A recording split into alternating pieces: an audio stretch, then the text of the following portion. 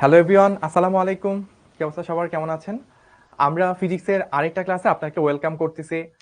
গতদিনে আমরা একটা ক্লাস করে ফেলছি, সেটা ছিল ফিজিক্সের ভেক্টর চ্যাপ্টার 7 নাম্বার ক্লাস। তো আজকে হচ্ছে দেখতে দেখতে 8 নাম্বার ক্লাস চলে আসছে। আমার মনে আছে যে অল্প কিছুদিন আগেই আমরা হচ্ছে ভেক্টরের প্রথম ক্লাস শুরু করছিলাম। তো অল্প কয়েকটা দিন যেতে না যেতে আমরা এখন 8 নাম্বার ক্লাসে চলে আসছি। আমার সাথে অনেকে জয়েন হয়েছেন। ওয়ালাইকুম আসসালাম ভাইয়া, আলহামদুলিল্লাহ আমি ভালো আছি।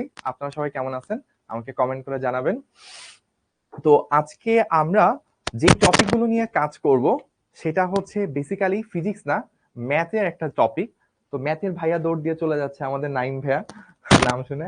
আচ্ছা, তো আমাদের ফিজিক্সের অনেক কিছুর সাথেই ম্যাথমেটিক্সের খুব ভালো রিলেশন থাকে। তো আমরা গতদিন পর্যন্ত কি কি দেখে আসছি সেটা নিয়ে একটু ফার্স্টে আমরা কথাবার্তা বলবো।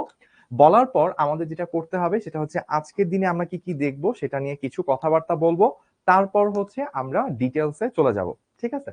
তো আমাদের গত ক্লাস পর্যন্ত আমরা কি কি করছি সেটা আগে একটু বলে নিই।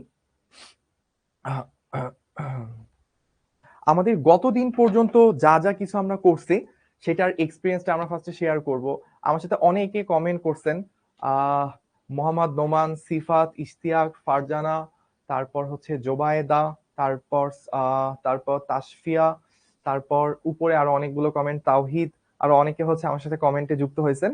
তারপর রিপা আছে, হ্যাঁ, তারপর মাহিয়া আছে, সাদমান, তারপর প্রিয়ন্তী, হিমেল, জান্নাত, সাইমা, পল্লব, জেসি, সাদমান, আরো অনেকে। তো থ্যাংক ইউ আমাকে কমেন্ট করে আমাদের সাথে একত্রে থাকার জন্য। তো আমাদের ভেক্টর চ্যাপ্টারটার অনেকগুলো লেয়ার থাকে।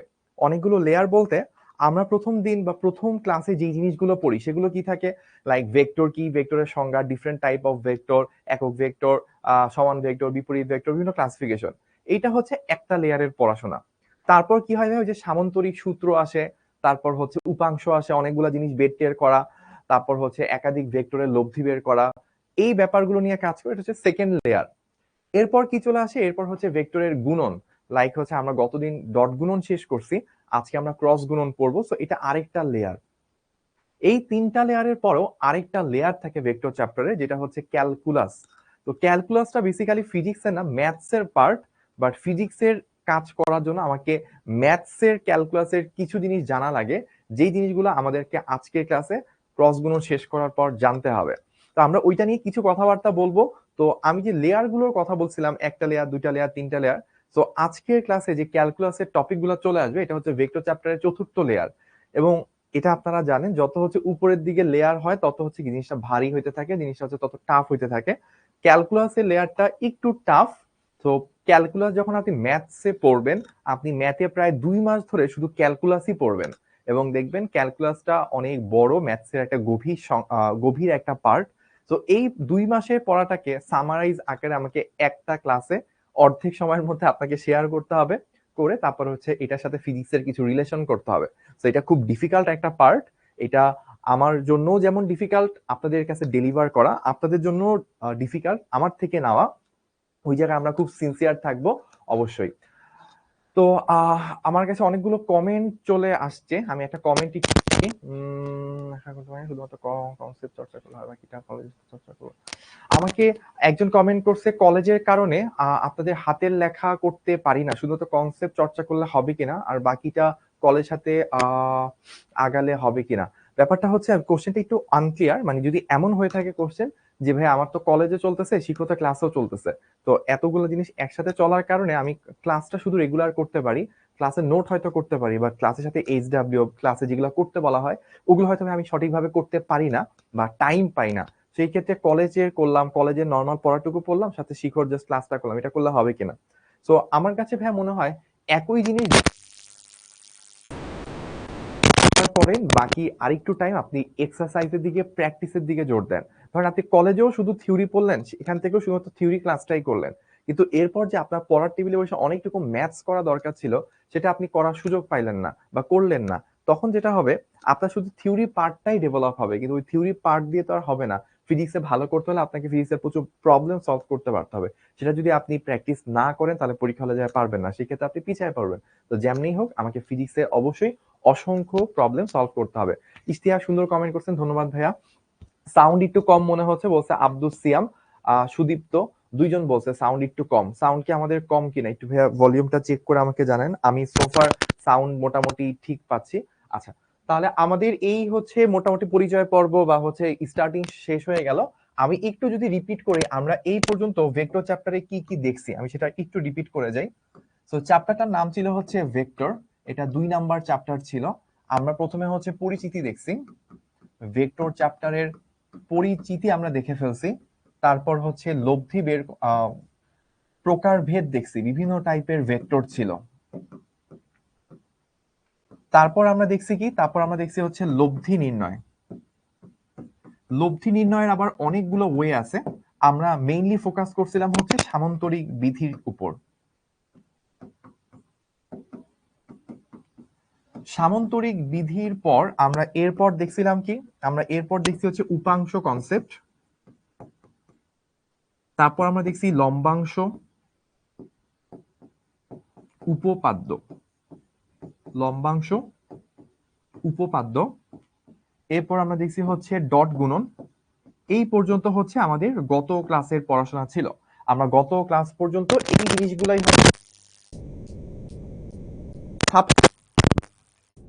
যদি একটু করছিলাম বা নদী নৌকা রিলেটেড প্রবলেম করছিলাম, আরেকটা জিনিস করছিলাম সেটা হচ্ছে আপেক্ষিক বেগ। ওই যে ছাতা কত কোণে ধরবে, তারপর হচ্ছে গাড়ির কাজ ভিজবে কিনা, এই টাইপের প্রবলেম গুলো কিন্তু আমরা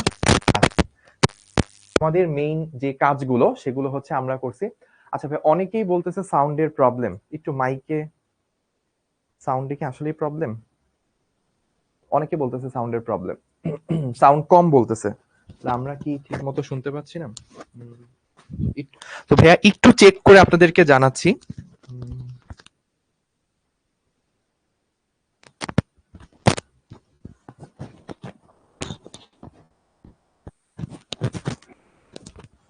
হ্যালো হ্যালো হ্যালো, 1 2 3 4 1 2 3 4। আমরা ভেক্টর নিয়ে কাজ করতেছিলাম।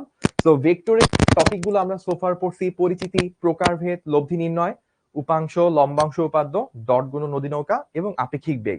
এইটুকু হচ্ছে আমরা পড়াশোনা করে আসছি এই চ্যাপ্টারের। তো আমি একটু আপনাদের কাছে জিজ্ঞেস করতে চাই যে ভাইয়া আমার সাউন্ড কি এখন শোনা যাচ্ছে কিনা, নাকি এখনো হচ্ছে যে সাউন্ড হচ্ছে প্রবলেম হচ্ছে? ঠিক হয়ে গেছে? ওকে, এখন হচ্ছে সাউন্ড আশা করি ঠিক হয়ে গেছে। আপনারা একটু কমেন্ট করে জানায় যে সাউন্ড এখন ঠিক আছে কিনা। আমি একটু আপনাদের প্রবলেম গুলো দেখে নিই। ক্লিয়ার? আচ্ছা, এখন হচ্ছে ক্লিয়ার আছে, এখন ঠিক আছে। তাহলে আমাদের এখন সাউন্ডটা ঠিক আছে। আই হোপ সমস্যা হবে না এরপর আর, ইনশাল্লাহ।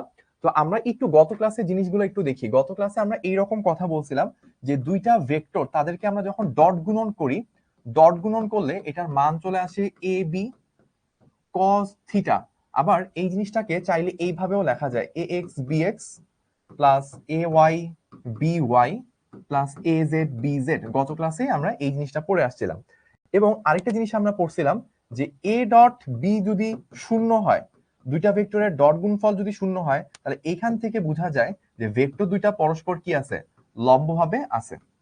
এটাও আমরা গতকালকের ক্লাসে দেখে আসছিলাম, তাই না? আচ্ছা, তারপর হচ্ছে আমরা এরপর যে কাজটা করতে পারি সেটা কি, আমরা দুইটা ভেক্টরের অন্তর্গত কোণ বের করা শিখছিলাম যে theta is equals to cos inverse A dot B divided by হচ্ছে এ বি। এইটা আমরা দেখে আসছিলাম, বা এটাকে এইভাবে বলা যেত cos inverse A X B X A Y B Y plus A Z B Z divided by root over A X square plus A Y square plus A Z square, এইটা একটা, into B X square plus B Y square plus B Z square, এইটা হচ্ছে আরেকটা। এইটুকু আমরা গতকালকের ক্লাসে দেখে আসছিলাম। সাউন্ডের প্রবলেম কি আরো হচ্ছে? বাড়ি লাগতেছে? প্রতিদিন তো এইভাবে নেওয়া হয়, কোনো তো সমস্যা হয় না।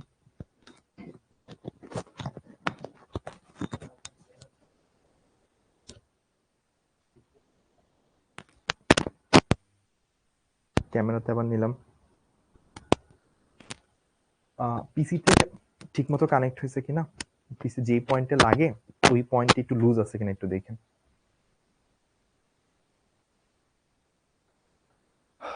আমরা একটু আপনাদের থেকে আবারও একটু ফিডব্যাক নিচ্ছি ভাইয়া, কষ্ট করে একটু কমেন্ট করে জানাবেন যে আমার সাউন্ড কি এখনো অপরিষ্কার বা এখনো হচ্ছে আনক্লিয়ার শোনা যায় কিনা নাকি ক্লিয়ার শোনা যায়, একটু কমেন্ট করে জানাবেন। ওদের কমেন্ট গুলো একটু দেখতে পারি। তো আমরা কথাবার্তা বলতেছিলাম আমরা এই চ্যাপ্টারে কি কি পড়ছি, এবং স্পেশালি হচ্ছে আমরা কথাবার্তা বলতেছিলাম সেটা হচ্ছে যে গতকালকে ক্লাসে আমরা কি কি পড়েছি সেই বিষয়গুলো নিয়ে। তো সাউন্ড অনেকেরই বলছে যে আনক্লিয়ার, সাউন্ড হচ্ছে আনক্লিয়ার, বাট এখন কি ক্লিয়ার আছে কিনা বা এখন শোনা যায় কিনা। দুই একজন বলছে ক্লিয়ার, বাকিরা বলছে যে বারবার বাড়ি খাচ্ছে বা সাউন্ড ভেঙে ভেঙে আসতেছে। মাইকটা চেঞ্জ করা যায় নাকি? এখন ক্লিয়ার আসতেছে? এখন ক্লিয়ার? আচ্ছা, এখন ক্লিয়ার মনে হচ্ছে। আনক্লিয়ার, ক্লিয়ার, ক্লিয়ার, কিছু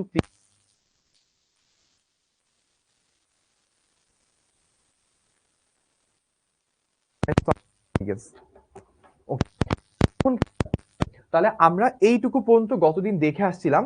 তাহলে আমরা একটু রিকল করি। একটা ভেক্টর নিয়েছিলাম, লাইক এইটা একটা ভেক্টর, এই ভেক্টর ধরেন এ ভেক্টর, ঠিক আছে? তাহলে এই এ ভেক্টরটা সে অক্ষ এক্স অক্ষ। তো এই ভেক্টরটা এক্স অক্ষের সাথে কতটুকু অ্যাঙ্গেল তৈরি করে সেটা হচ্ছে থিটা করছিলাম যখন আমরা, সেটার মান আসছিল cos inverse X divided by root over A X তার স্কয়ার প্লাস এ ওয়াই তার স্কয়ার প্লাস এ জেড তার স্কয়ার। এইভাবে আমরা জিনিস,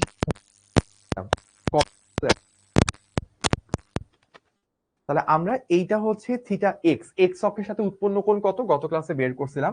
সিমিলার ওয়েতে থিটা ওয়াই কত সেটাও আমরা বের করছিলাম cos ইনভার্স, এবং মানটা চলে আসছিল হচ্ছে root over sorry A Y divided by root over A X square plus A Y square plus A Z square. এই ব্যাপারগুলো হচ্ছে আমরা গতকালকের ক্লাস পর্যন্ত দেখে আসছিলাম। আচ্ছা, এখনো বলছেন সেম ব্যাপার, সাউন্ড শোনা যাচ্ছে না। ওকে, তাহলে সাউন্ড যেহেতু শোনা যাচ্ছে না তাহলে আমাদের কন্টিনিউ করে লাভ নেই। আমরা তাহলে ছোট্ট 1-2 মিনিটের একটু ব্রেক নিই, আমরা সাউন্ডটা ঠিক করে নিই, তারপর হচ্ছে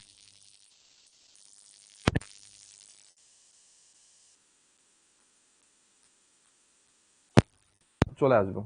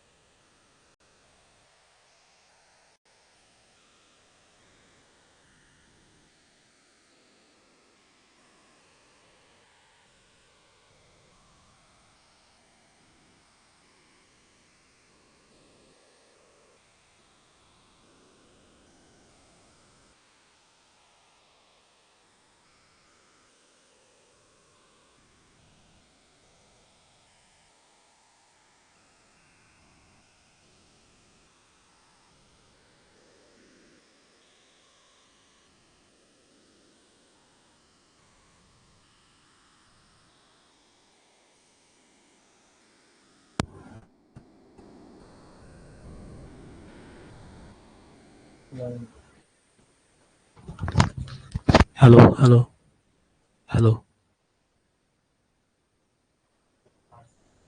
বার্স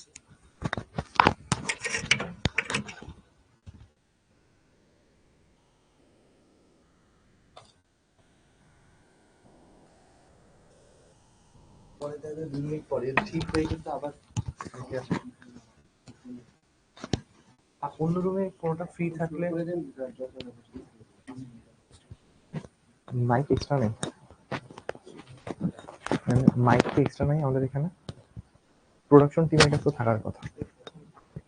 ঠিক আছে সাউন্ড ওকে। আমরা আপনাদেরকে একটু ওয়েট করা রাখলাম। তো আবার আমরা ব্যাক করলাম ক্লাসে, সাউন্ডটা ঠিক করার চেষ্টা করা হয়েছে।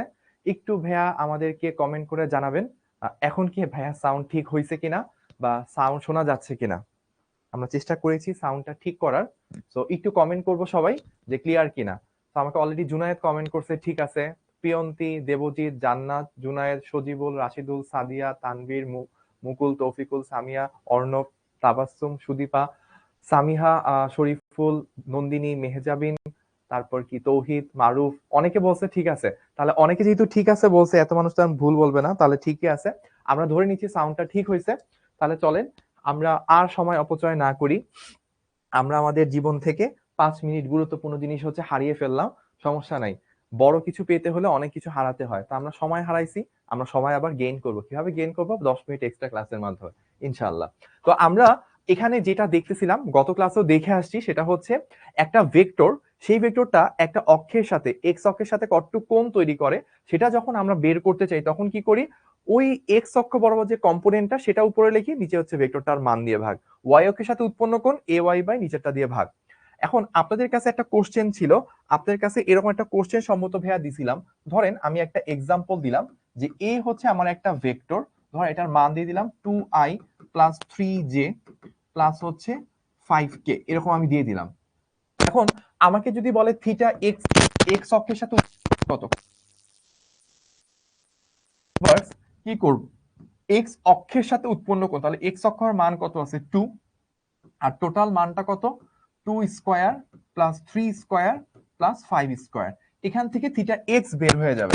কিন্তু আপনাদের কাছে ভাইয়া কোশ্চেন করছিলাম হচ্ছে থিটা এক্স জেড কত, এইটা ছিল আপনাদের জন্য একটা হোমওয়ার্ক, যে ভাইয়া এইবার হচ্ছে নয়েজ আনক্লিয়ার, আবার same problem, noise unclear, sound আবার প্রবলেম করতেছে। ওকে ঠিক আছে, তাহলে আমাদের আরেকটু ব্রেক নিতে হবে।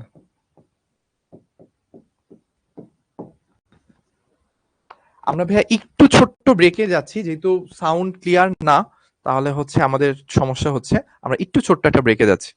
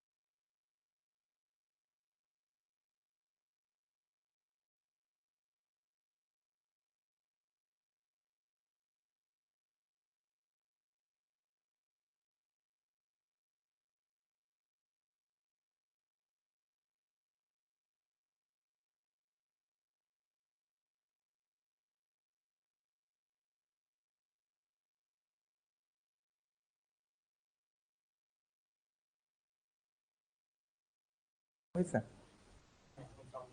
আচ্ছা, আসসালামু আলাইকুম এভরিওয়ান, ওয়েলকাম ব্যাক। আমরা ক্লাসে আপনাকে আবারও ওয়েলকাম করতেছি।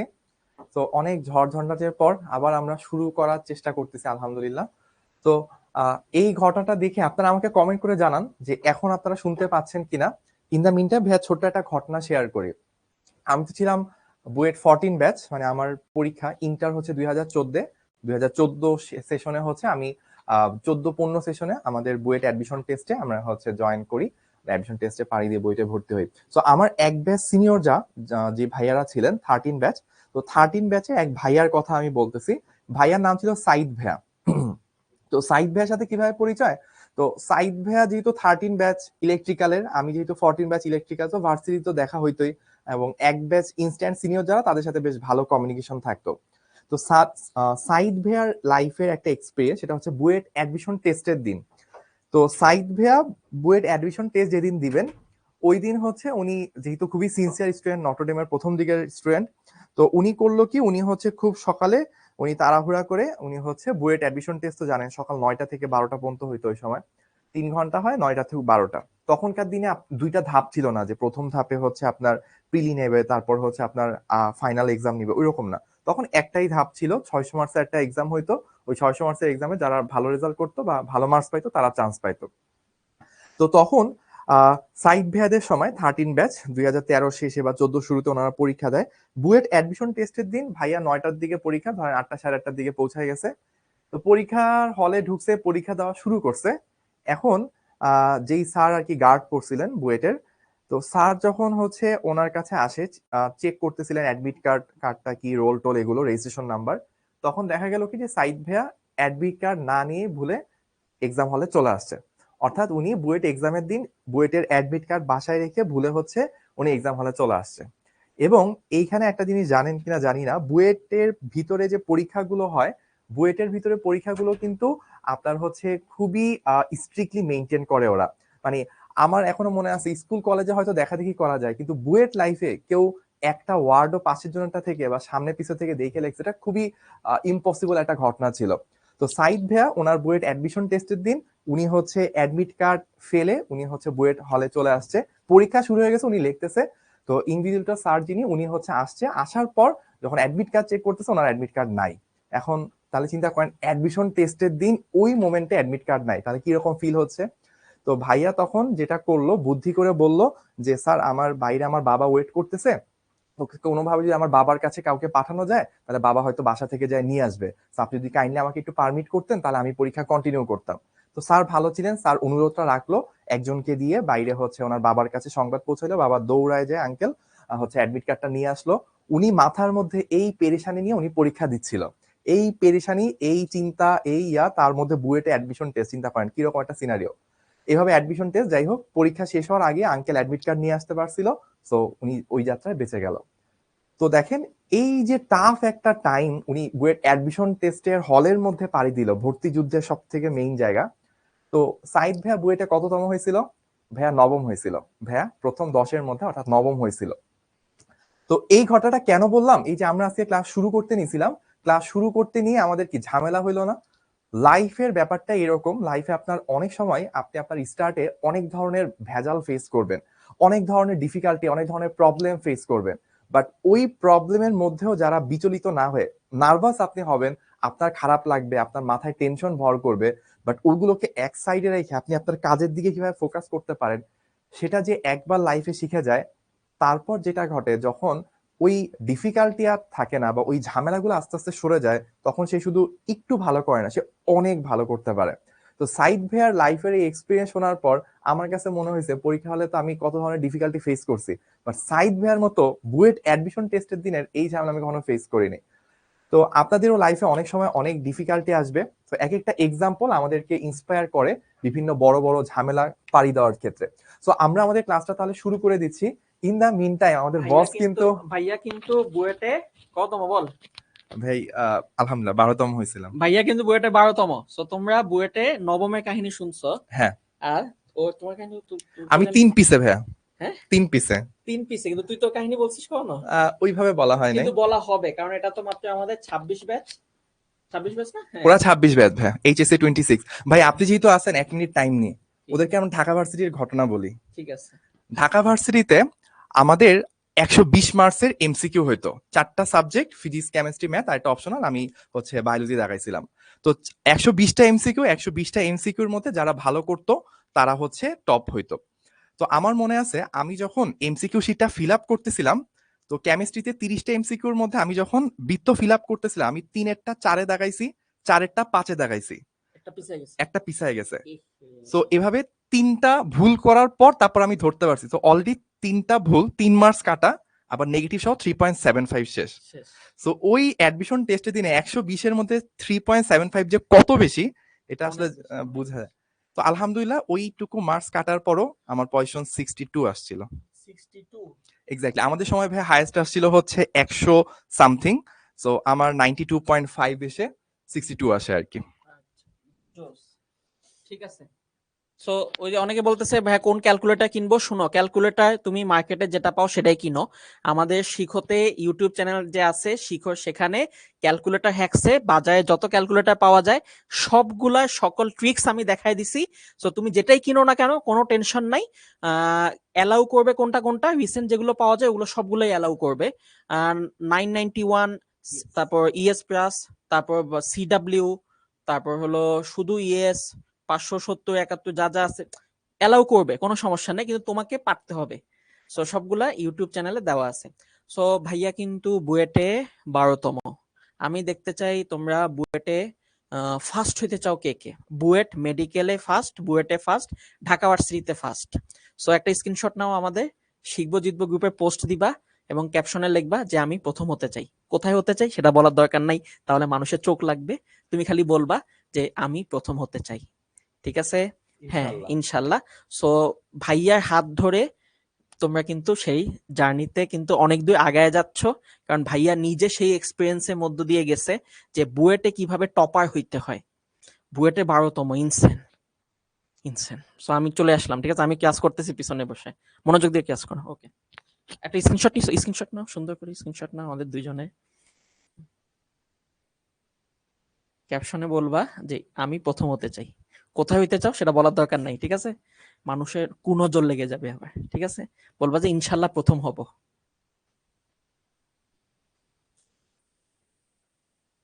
ওকে ওকে ওকে, পড়া। থ্যাংক ইউ ভাইয়া।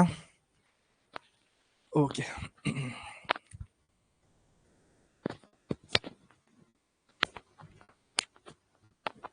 সাউন্ড এবার ফুল ক্লিয়ার। ভাই আমার কি ইয়াটা লাগানো হয়েছে, টিপটা মেবি একটু।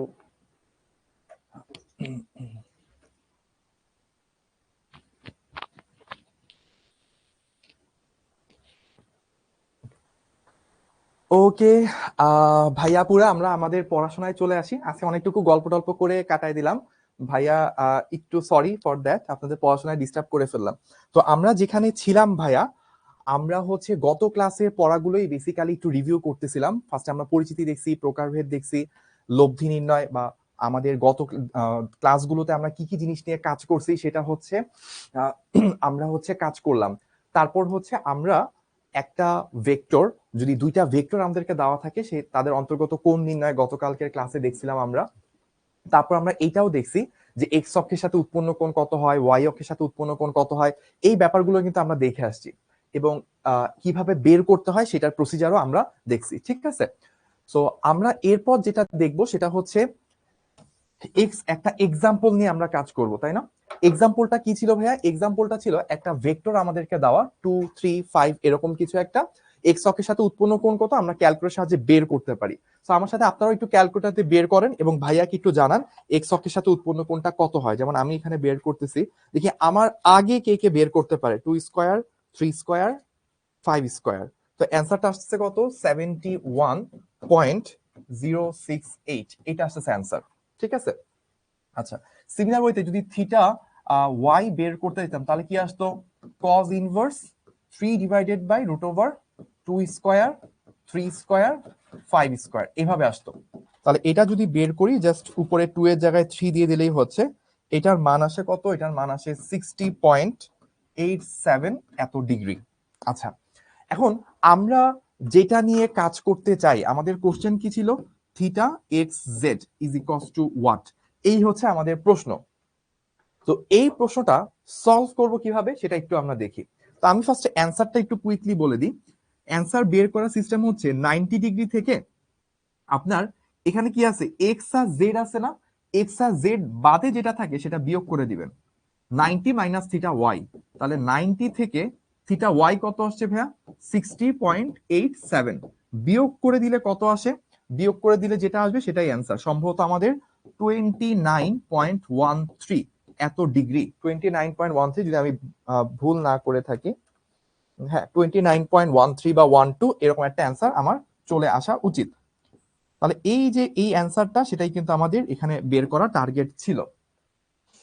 তাহলে আমরা থিটা এক্স জেড, অনেকে বলছে যে আব্দুস সিয়াম বলছে ভাইয়া থিটা এক্স ওয়াই হলে কি হইতো, থিটা যদি এক্স ওয়াই বের করতে হইতো তাহলে 90 মাইনাস থিটা জেড করতে হইতো, ঠিক আছে। তো আমি খেয়াল করব কি, এক্স জেড এখানে দুইটা টার্ম আছে, যেই টার্মটা মিসিং আছে 90 মাইনাস ওই অ্যাঙ্গেলটা, যদি এখানে থিটা ওয়াই জেড বলে, ওয়াই জেড বলে এক্স মিসিং, তাহলে 90 মাইনাস থিটা এক্স এভাবে বের করতে হয়। এখন প্রশ্ন হচ্ছে ভাইয়া এটা কিভাবে হইলো, বা এটা যে হইছে সেটার প্রমাণটা কি, সেটা নিশ্চয়তাটা কি। অ্যান্সার হচ্ছে এরকম, দেখেন যে আমি চিন্তা করতেছি তিনটা অক্ষ, এই হচ্ছে তিনটা অক্ষ তাই না, এইটা কি আমার এক্স অক্ষ, এটা আমার ওয়াই অক্ষ, আর আপনাদের দিকে এটা হচ্ছে জেড অক্ষ। ক্যামেরাটা স্ক্রিনটা একটু আমার দিকে ফিরান যারা আমি আমার নিজেকে দেখতে পাই। আচ্ছা, তাহলে হচ্ছে আমরা এই যে এক্স অক্ষ, এক্স অক্ষ কোন দিকে, এইটা হচ্ছে আমার এক্স অক্ষ, এইটা উপরের দিকে হচ্ছে আমার ওয়াই অক্ষ, আর আপনাদের স্ক্রিনটা ভেদ করে যেই পেন্সিলটা আছে সেটা হচ্ছে আমার জেড অক্ষ। এখন চিন্তা করেন আপনি, এই হচ্ছে আপনার ভেক্টরটা, ঠিক আছে। আমি তাহলে এটা একটু এইভাবে দেখাই, তাহলে আরো ভালো বুঝবেন। ধরলাম আমার এই হচ্ছে আমার এই হাত বরাবর এক্স অক্ষ, এই হাত হচ্ছে আমার ওয়াই অক্ষ, এবং আপনাদের স্ক্রিন বরাবর এটা হচ্ছে আমার জেড অক্ষ। তাহলে এক্স অক্ষ, ওয়াই অক্ষ, জেড অক্ষ এইভাবে আছে। আচ্ছা, এখন চিন্তা করেন আমি কি কাজ করব, আমার কাজ হচ্ছে এক্স জেড, এক্স জেড তলের সাথে উৎপন্ন কোণ কত সেটা বের করব। তাহলে ধরেন ভেক্টরটা এরকম মাঝামাঝি আছে, এটা হচ্ছে জেড অক্ষ, এটা হচ্ছে এক্স অক্ষ, তাহলে এই পুরা যে তলটা, ভূমির সমান্তরাল যে তলটা, এটা কি এক্স জেড তল। আমার টার্গেট কি, এই ভেক্টরটা এক্স জেড তলের সাথে কতটুকু অ্যাঙ্গেল তৈরি করছে সেইটা বের করা হচ্ছে আমার টার্গেট। এখন ভাই আমি সেটা কিভাবে বের করতে পারি দেখেন তো, আমি যদি এইটাকে কি ধরছিলাম ওয়াই অক্ষ, তাহলে আমার দেখেন এই হচ্ছে ওয়াই অক্ষ, এই আমার ভেক্টরটা, তাহলে আমি মাঝখানে যে অ্যাঙ্গেলটা নিব, এই অ্যাঙ্গেলটা, এই অ্যাঙ্গেলটা কি থিটা ওয়াই, আর এইটার সাথে যদি আমি নিচের এইটুকু যুক্ত করি তাহলে এই টোটালটা মিলে কত, এই টোটালটা মিলে হচ্ছে 90 ডিগ্রি, এই টোটালটা মিলে 90 ডিগ্রি, এখানে আছে থিটা ওয়াই আর এখানে আছে এক্স জেড এর সাথে উৎপন্ন কোণ, তাহলে theta X Z plus theta Y দুইটা মিলে কি টোটাল, এই টোটাল অ্যাঙ্গেলটা যেটা হচ্ছে আমার 90 ডিগ্রি। এই কারণে হচ্ছে আমরা বলে থাকি যে থিটা এক্স জেড এটা হচ্ছে 90 মাইনাস থিটা ওয়াই, ঠিক আছে। তো আমাকে একটু কমেন্টটা ভাইয়া জুম করে দেখান, কারা কারা এই ব্যাখ্যাটা বুঝতে পারছেন, একটু কমেন্ট করে জানাবেন। যদি কেউ বুঝে থাকেন তাহলে আমাকে একটু কমেন্ট করবেন। আরফান বলছে বুঝতে পারছি। আচ্ছা, তারপর তারপর তারপর আরো অনেকে বলছে ক্লিয়ার, সি ইয়েস ক্লিয়ার, বুঝছি বুঝছি, থ্যাংক ইউ। তো আমি আরেকটু এটাকে একটু চিত্র দিয়ে ব্যাখ্যা করি, ব্যাপারটা 3D তে তো সামনাসামনি বোঝানোটা একটু ইজিয়ার, তাও আমি চেষ্টা করতেছি আপনাদের জন্য। দেখেন আমি এইভাবে একটু আঁকি, তাহলে হয়তো আপনাদের জন্য বোঝাটা ইজিয়ার হবে।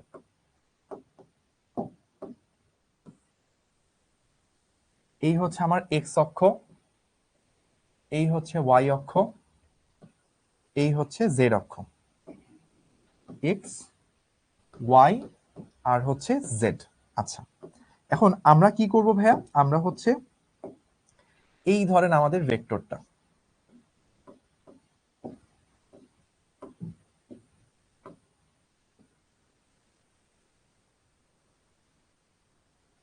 আচ্ছা, তাহলে এই যদি আমার ভেক্টরটা হয়, আমি একটা কাজ করি, আমি যে কাজটা করব সেটা হচ্ছে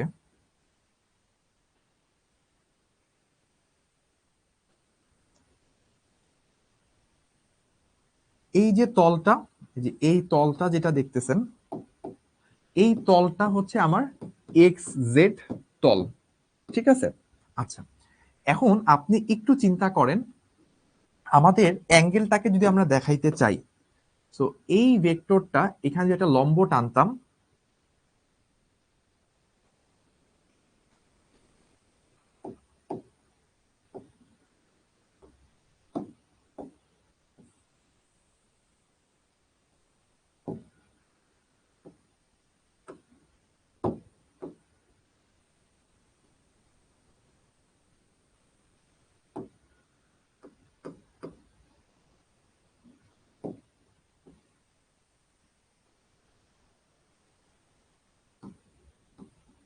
আচ্ছা তাহলে আমাদের সিনারিওটা ভাইয়া কিরকম আছে? সিনারিওটা হচ্ছে এই হচ্ছে আমাদের সেই ভেক্টর, ধরলাম এটা একটা ভেক্টর পি ভেক্টর, ঠিক আছে? এখন এই পি ভেক্টরটা কিন্তু 3D এইভাবে বের হয়ে আছে। আচ্ছা এখন আমরা যদি চিন্তা করি এই ভেক্টরটা, এই এক্স এর তল হচ্ছে এই যে আমার এখানে যে তলটা আছে, যে আমি হাত দিয়ে যে তলটা ধরতে পারতেছি, এই তলটার মধ্যে কি আছে? এই দিক বরাবর এক্স অক্ষ, এদিক বরাবর আপনাদের স্কিন ভেদ করে জেড অক্ষ। তাহলে এই যে আমি হাত দিয়ে যে ফ্লোরের মতো তলটা ধরতে পারতেছি, এটা আমার এক্স জেড অক্ষ বা এক্স জেড তল, সরি এক্স জেড তল এটা।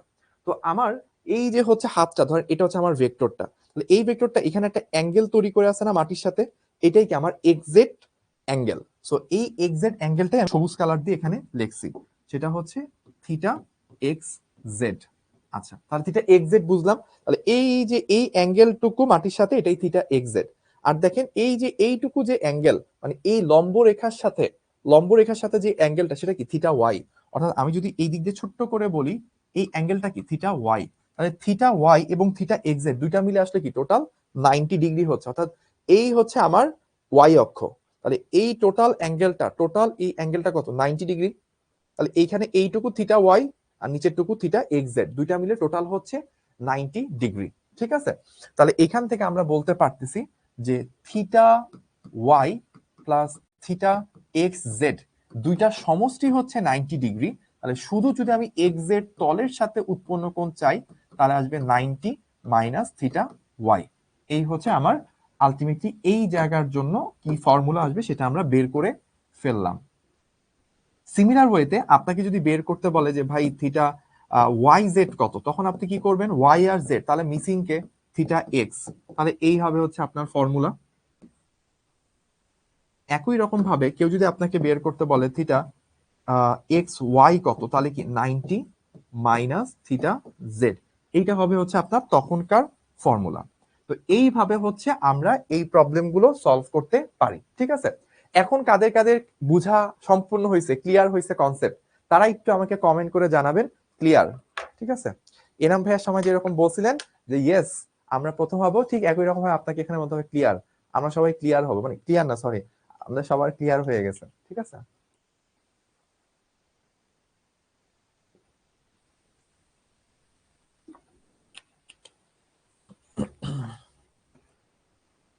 আচ্ছা আমার কমেন্ট বক্স সব ক্লিয়ার দিয়ে ভরে গেছে, আলহামদুলিল্লাহ। আমরা জটিল একটা টপিক বুঝতে পারছি। এই টপিকটা অ্যাডমিশনে আসে। আপনি যখন বুয়েট অ্যাডমিশন টেস্ট দিতে যাবেন, সিকে রুয়েটের অ্যাডমিশন টেস্ট, ঢাকা ভার্সিটির অ্যাডমিশন টেস্ট যখন দিতে যাবেন, তখন দেখবেন এগুলো খুব হট কেক বা হট টপিক। এখান থেকে প্রায় হচ্ছে এমসিকিউ দেয় অ্যাডমিশনের মডেল টেস্টগুলোতে, অ্যাডমিশনের পরীক্ষাগুলোতে। তো আপনারা দেখেন অ্যাডমিশনের পরীক্ষার প্রশ্ন এখনই পেরে যাচ্ছেন। তো আপনাদেরকে অভিনন্দন, আপনাদেরকে কংগ্রেচুলেশনস। তো এবার আমরা আজকের দিনের মেইন পড়া শুরু করতেছি 45 মিনিট পর, সরি 42 মিনিট পর। তো আমার প্রতি ক্লাসে এই স্ট্র্যাটেজিটা আমি শেয়ার করি। যদি দুই একজনও যদি শেয়ার করে, হয়তো সেই দুই একজন, মানে এটা সবসময় সত্য যে স্ট্র্যাটেজি গুলো বা সাজেশন গুলো ফলো করা খুব টাফ, বাট যেই দুই একজন দেখা যায় কষ্ট করে ফলো করতে পারে, তারাই অনেক দূর সামনে আগায় যায়। এটা স্বাভাবিক যে সবাই ফলো করতে পারবে না, বাট ভাইয়াদের থেকে সবসময় টার্গেট থাকে যেন সবাই যেন ফলো করে। যত বেশি সংখ্যক মানুষ ফলো করবে, তত বেশি সংখ্যক মানুষ সাকসেসের কাছে যাবে। এবং আমাদের টার্গেটই থাকে আপনাদের সকলকে সেই শেষ দিন পর্যন্ত, শেষ দিন বলতে শুধু বোর্ড পরীক্ষার রেজাল্টটাই ভালো না, অ্যাডমিশন টেস্টের রেজাল্টটাও যেন ভালো হয়, সেই পর্যন্ত আপনাদেরকে দৌড়ঝাঁপ দিয়ে হলেও নিয়ে যাওয়া, সেটা হচ্ছে আমাদের টার্গেট থাকে। আমাদের মেইন সাকসেসটাই সেই জায়গায়। তো আজকের ক্লাসে আমরা বেসিক্যালি কি কি নিয়ে কাজ করব, ক্যালকুলাস ঢাল, এই ক্যালকুলাসের বিভিন্ন পার্ট নিয়ে আমরা ডিল করব। বাট বিফোর দ্যাট আমাদেরকে আরেকটা জিনিস করতে হবে, সেটা হচ্ছে আমরা ক্রস গুণন নিয়ে হচ্ছে আমরা পড়াশোনা করব। তো চলেন আমরা ফার্স্ট একটু ক্রস গুণন নিয়ে দেখাশোনা করে আসি, যে ক্রস গুণন বা ভেক্টর গুণন সেটা আসলে কি।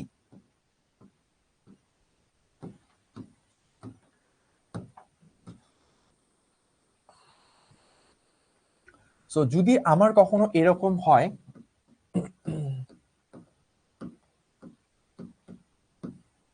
সো সিনারিওটা যদি কখনো এরকম হয় যে দুইটা ভেক্টরের গুণনের ফলে, লাইক দুইটা ভেক্টরের গুণনের ফলে আরেকটা ভেক্টর তৈরি হয়, তখন ওই দুইটা ভেক্টরের মধ্যে কি ধরনের গুণন হয়েছে সেটাকে আমরা বলি ক্রস গুণন।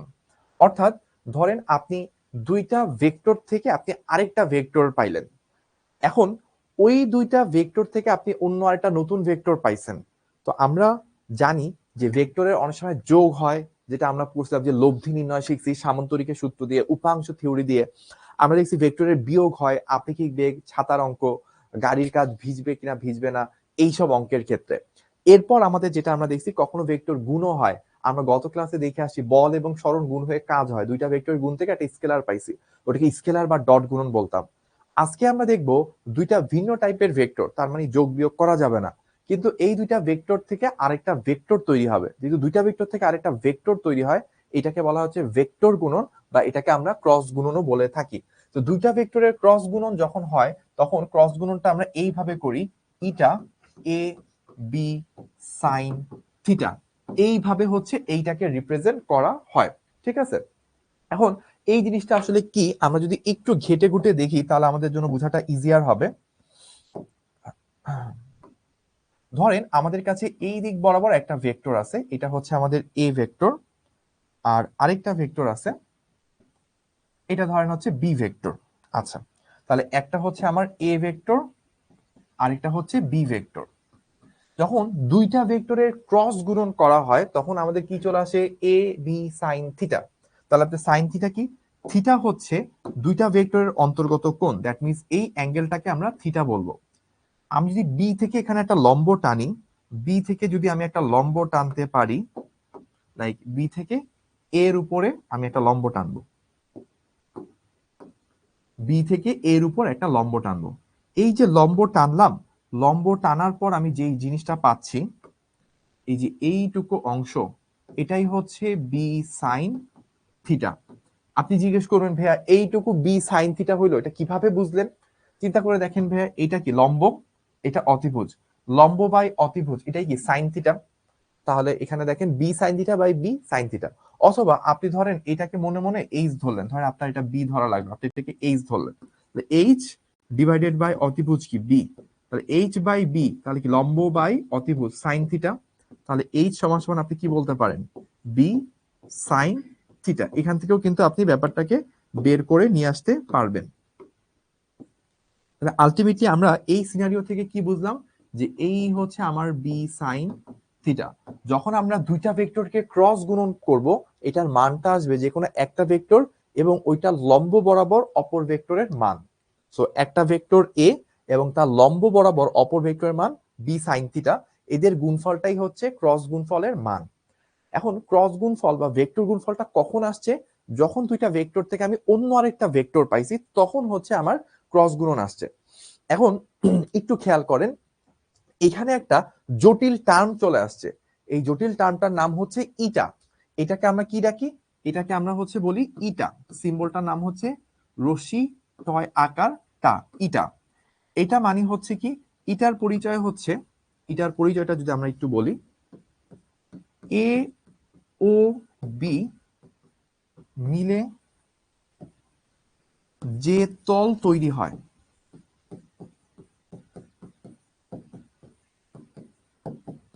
সে তলের উপর বা সেই তলের লম্ব বরাবর, সেই তলের লম্ব বরাবর একক ভেক্টর। তাহলে আমাদের সিস্টেমটা কি, ধরেন এ একটা ভেক্টর, বি আরেকটা ভেক্টর, এই দুইটা ভেক্টরকে যখন আমি ক্রস গুণন করব, ক্রস গুণন করে আমি আরেকটা ভেক্টর পাবো। তাহলে ওই ভেক্টরটার কি থাকবে, দুইটা জিনিস, একটা হচ্ছে মান আর একটা হচ্ছে দিক। মানটা কত, এ বি সাইন থিটা, দিকটা কত, দিকটা হচ্ছে ইটা দ্বারা প্রকাশ করা যায়। দেখেন ইটা হচ্ছে একটা কি ধরনের ভেক্টর, আমরা যদি একটু মার্ক করে দিই, দেখেন ইটা হচ্ছে একটা একক ভেক্টর। সো এটা যেহেতু একটা একক ভেক্টর, তাহলে এইটার মানটা কোনো মানে 1 দিয়ে গুণ করলে তো কোনো মানের চেঞ্জ আসে না। সো a ক্রস b এর মান ab sin থিটা ছিল, ab sin থিটাই আছে। ইটা দ্বারা গুণ করা মানে 1 দিয়ে গুণ করা, সো মানের কোনো চেঞ্জ আসে নাই। তাহলে ইটার কাজটা কি? ইটার কাজ হচ্ছে সে একটা একক ভেক্টর, তার মানে তার একটা দিক আছে।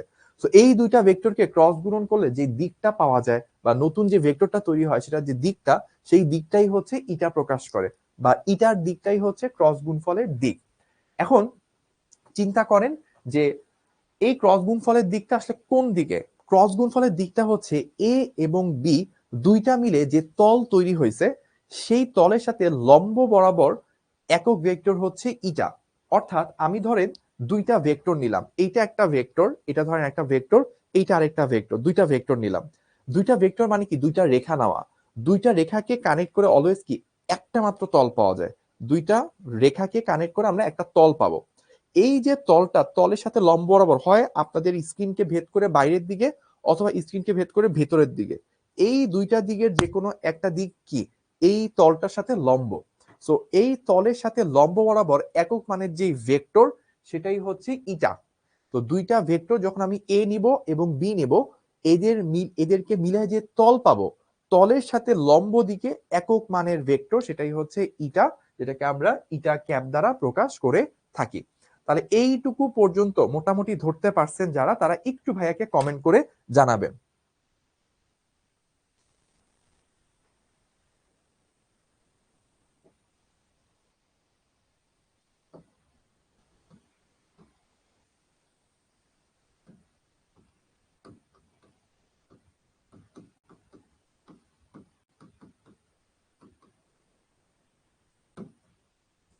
এটা হচ্ছে মূলত দিক নির্দেশ করে। আলহামদুলিল্লাহ, অনেকগুলো কমেন্ট চলে আসছে, অনেকগুলো ক্লিয়ার চলে আসছে। আচ্ছা, তো আপনাদেরকে যখন আমি পড়াচ্ছি আমার কিন্তু ব্যাক অফ দ্য মাইন্ড আমার মাথায় এটা কাজ করতেছে যে আহ আমার তো আজকে অনেকগুলো টপিক পড়ানোর কথা। তো গত ক্লাসের একটা টপিক শেষ করতে পারি নাই, সেটা হচ্ছে ক্রস গুণন, তাই না? তো গত ক্লাসের একটা টপিক শেষ করতে হবে, এটা অনেক বড় একটা টপিক। তার উপর প্রায় প্রথম 20-25 মিনিট গেছে সাউন্ডের সমস্যা। তো আজকের ক্লাসে যে টপিক ওইটা আমি কখন পড়াবো এই ধরনের চিন্তা মাথায় ঘুরতেছিল। তো হঠাৎ করে আপনাদেরকে যখন জিজ্ঞেস করলাম এই মুহূর্তে যে ভাইয়া বুঝতে পারছেন কিনা, অনেকে ক্লিয়ার লিখলেন, দুই একজন আনক্লিয়ার বা বুঝিনি এরকমও লিখছেন, সমস্যা নেই। তো তখন আমার মাথায় একটা জিনিস মনে আসলো, আমরা যেবার বুয়েট ভর্তি পরীক্ষা দিই ওইবার হচ্ছে তখনও 3 ঘন্টায় পরীক্ষা হইতো, 3 ঘন্টায় 60টা রিটেন কোশ্চেন থাকতো, ফিজিক্সের 20টা, ম্যাথের 20টা, কেমিস্ট্রির 20টা। তো 60টা কোশ্চেন, 600 মার্কস। 600 মার্কসের মধ্যে পরীক্ষা হইতো 3 ঘন্টা। তো ওই 600 মার্কসে যারা বেস্ট মার্কস পাইতো তাদেরকেই হচ্ছে বুয়েট ওইভাবে চান্স দিত আর কি, বা বুয়েটে তারা ভর্তি হইতে পারতো।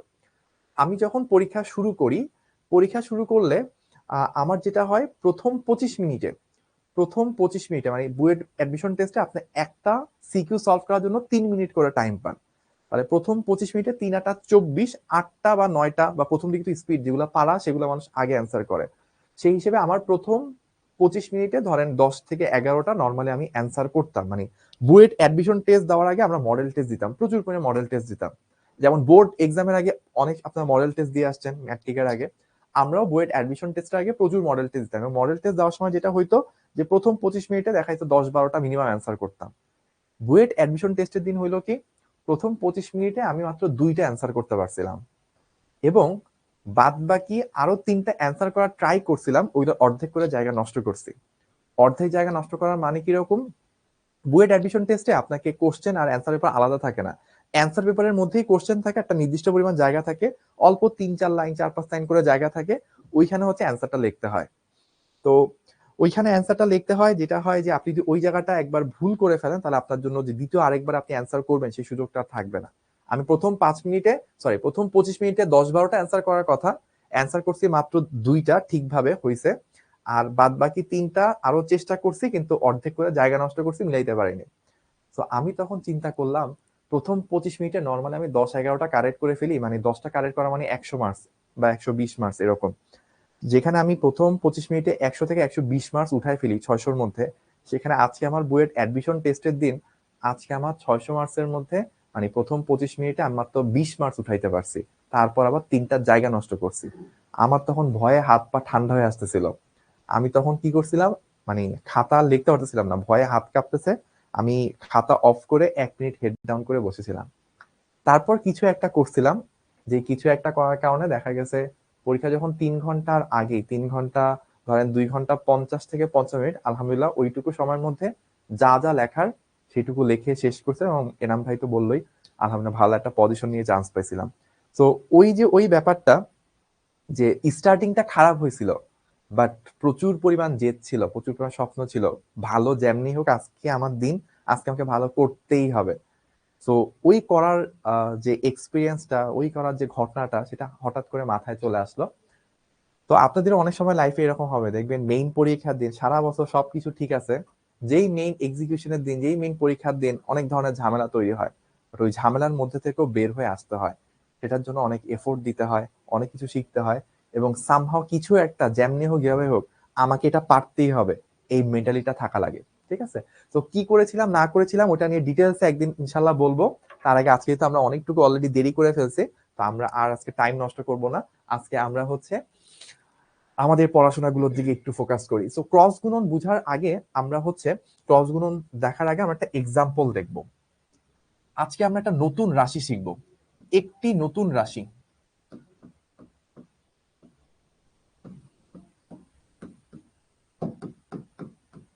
একটি নতুন রাশি শিখব, এই রাশিটার নাম হচ্ছে টর্ক, যাকে ইংলিশে আমরা বলে থাকি TORQUE, টর্ক। ঠিক আছে? সো চেয়ারের বাংলা যেরকম চেয়ার, তো টর্কের বাংলা এরকম টর্ক। তো অনেকে এটাকে বলে থাকে আরেকটা নাম, বলে এটাকে, এটা আরেকটা নাম হচ্ছে বলের ভ্রামক। তবে বলের ভ্রামক খুব কম মানুষই ইউজ করে, ম্যাক্সিমাম মানুষ বলে থাকে এটা হচ্ছে বলের ভ্রামক। সরি, ম্যাক্সিমাম মানুষ এটাকে টর্ক আকারেই জেনে থাকে। তাহলে টর্ক কি? টর্ক হচ্ছে ধরেন আমাদের বইতে এটাকে কিভাবে প্রকাশ করে, আমাদের বইতে টর্কে হচ্ছে টাউ দ্বারা প্রকাশ করে, এটা একটা সিম্বল, এই সিম্বলটার নাম হচ্ছে টাউ। এই সিম্বলটার নাম কি ভাইয়া? এই সিম্বলটার নাম হচ্ছে টাউ। টাউ দ্বারা এটাকে প্রকাশ করে থাকে। এই যে এখন আমাদের বাংলা দক্ষ ব্যক্তিরা চলে আসছেন, চেয়ারের বাংলা হচ্ছে কেদারা। থ্যাংক ইউ আমাকে জানানোর জন্য, চেয়ারের বাংলা কেদারা, আমি এটা জানতাম না, প্রথম জেনেছি। ঠিক আছে, ওকে। তো আমাদের টর্কের বাংলা হচ্ছে সরি, টর্কের বাংলা বলতেছি, টাউ হচ্ছে সিম্বলটা।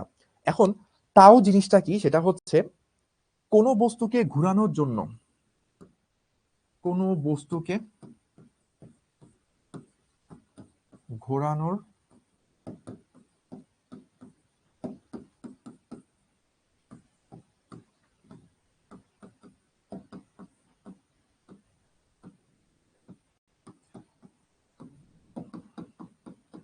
তো কোনো বস্তুকে ঘোরানোর জন্য দায়ী যে প্রধান রাশি, সেই রাশিটাকে আমরা টর্ক বলে থাকি। আমরা যখন ইন্টারে প্রথম পড়াশোনা শুরু করি তখন টর্ক নামে একটা জিনিস দেখবো আমাদের বইতে, শাহজাহান তপন স্যারের বই বা ইসাক স্যারের বই যখন আমরা পড়া শুরু করি, টর্ক জিনিসটা চলে আসে। তো টর্ক জিনিসটা কি সেটা হচ্ছে আমরা আজকে একটু ভেঙে ভেঙে বুঝবো, এবং বুঝার জন্য সুবিধা হয় যে আমরা সবাই যদি হাতে একটা বোতল নিয়ে কাজ করি, লাইক আমাদের সামনে একটা বোতল থাকে, তাহলে এই জিনিসটা বোঝাটা খুবই ইজিয়ার হয়। সো আমরা যখন আমাদের সামনে কোনো একটা বস্তু থাকে, সেই বস্তুকে আমরা যদি মুভ করতে চাই আমাদের কি দিতে হয়? বল দিতে হয়, তাই না? ধরেন আমার সামনে একটা বস্তু আছে, আমি একটা টেবিল কল্পনা করলাম, এই টেবিলের উপর আমার সামনে একটা বস্তু রাখা, এই হচ্ছে সেই বস্তুটা। আচ্ছা, এখন আমাকে যেটা করতে হবে, ধরেন বস্তুটাকে সামনের দিকে মুভ করতে হবে, তাহলে আমি কি করি? আমাকে বস্তু যদি সামনের দিকে মুভ করতে হয়, আমি হয়তো এদিকে একটা ধাক্কা দিব, ধরলাম আমি 10 নিউটন ফোর্স দিলাম, এটা হচ্ছে 2 কেজি ভরের একটা বস্তু, তখন সে একটা অ্যাক্সিলারেশন পাবে, সেটা হচ্ছে 5 মিটার/সেকেন্ড স্কোয়ার। এখন আপনি ধরেন বস্তুটাকে আপনি সামনে আগাবেন না, আপনি বস্তুটাকে ঘুরাইতে চান, রোটেট করতে চান, তো বস্তুকে সামনে আগানোর জন্য তো ফোর্স দিতে হয়, তো সামনে না আগায় যদি আমি বস্তুকে ঘুরাইতে চাই, তাহলে বলের জায়গায় যেই জিনিসটা দেওয়া লাগবে সেই জিনিসটার নাম হচ্ছে টর্ক। তো আমরা একটু এইভাবে চিন্তা করি, আমি 3 থেকে 4টা ওয়েতে কথাটা বলবো। প্রথমবার বললাম যে একটা বস্তুকে যখন আমি সামনে আগায় নিতে চাই, বা আমি তাকে পিছন থেকে ধাক্কা দিয়ে থামাইতে চাই, তার গতিটাকে চেঞ্জ করার জন্য আমাকে কিছু একটা দেওয়া লাগে, কিছু একটাই কি বল দেওয়া লাগে। তা আমি যদি বস্তুকে সামনে পিছনে না নিয়ে বস্তুকে একই জায়গায় রেখে ঘুরাইতে চাইতাম, তাহলে ঘুরানোর জন্য যে জিনিসটা দেওয়া লাগবে সেই জিনিসটার নামই হচ্ছে টর্ক। এখন দেখেন ঘুরানোর জন্য আমাকে কি কি দিতে হয়। তো তো এইটার বেস্ট এক্সাম্পল হচ্ছে বোতল দিয়ে করব, বাট তারও আগে এর থেকেও বেটার একটা এক্সাম্পল পাইছি, সেটা হচ্ছে দরজার দরজার যে অংশটা, বা আমাদের চিন্তা করো একটা রোটেটিং ডোর, একটা দরজা, যেমন আমাদের অনেক সময় কি হয়, দরজাকে এরকম আমরা হচ্ছে ধাক্কা দিয়ে খুললে ভিতরে যেতে পারি, আবার এরকম টানলে দরজাটা যখন লেগে যায় তখন হচ্ছে আমাদের প্রবেশ করা যায় না। সো দরজার এক্সাম্পল থেকে বেসিক্যালি আমরা বুঝতে পারবো যে ঘোরার ব্যাপারটা, বা ঘোরার পিছনে দায়ী যে রাশিটা টর্ক, সেই টর্কটার মানটা আসলে কিভাবে বের করে, বা টর্কটা কিসের কিসের উপর নির্ভর করে।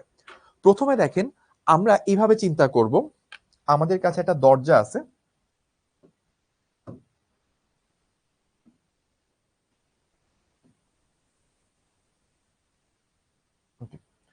সো এইটা হচ্ছে দরজার ফিক্সড অংশ, ঠিক আছে, এটা হচ্ছে ফিক্সড অংশ। আচ্ছা, এখন আমি দুইটা কেস চিন্তা করলাম। কেস ওয়ান হচ্ছে আমি এই দরজার বরাবর হচ্ছে বল দিচ্ছি, এটা হচ্ছে কেস ওয়ান। এই বলটা ধরেন আমি প্রয়োগ করলাম 10 নিউটন, এটা আমি দিলাম। পরের বার আমি করলাম কি, সেম দরজায়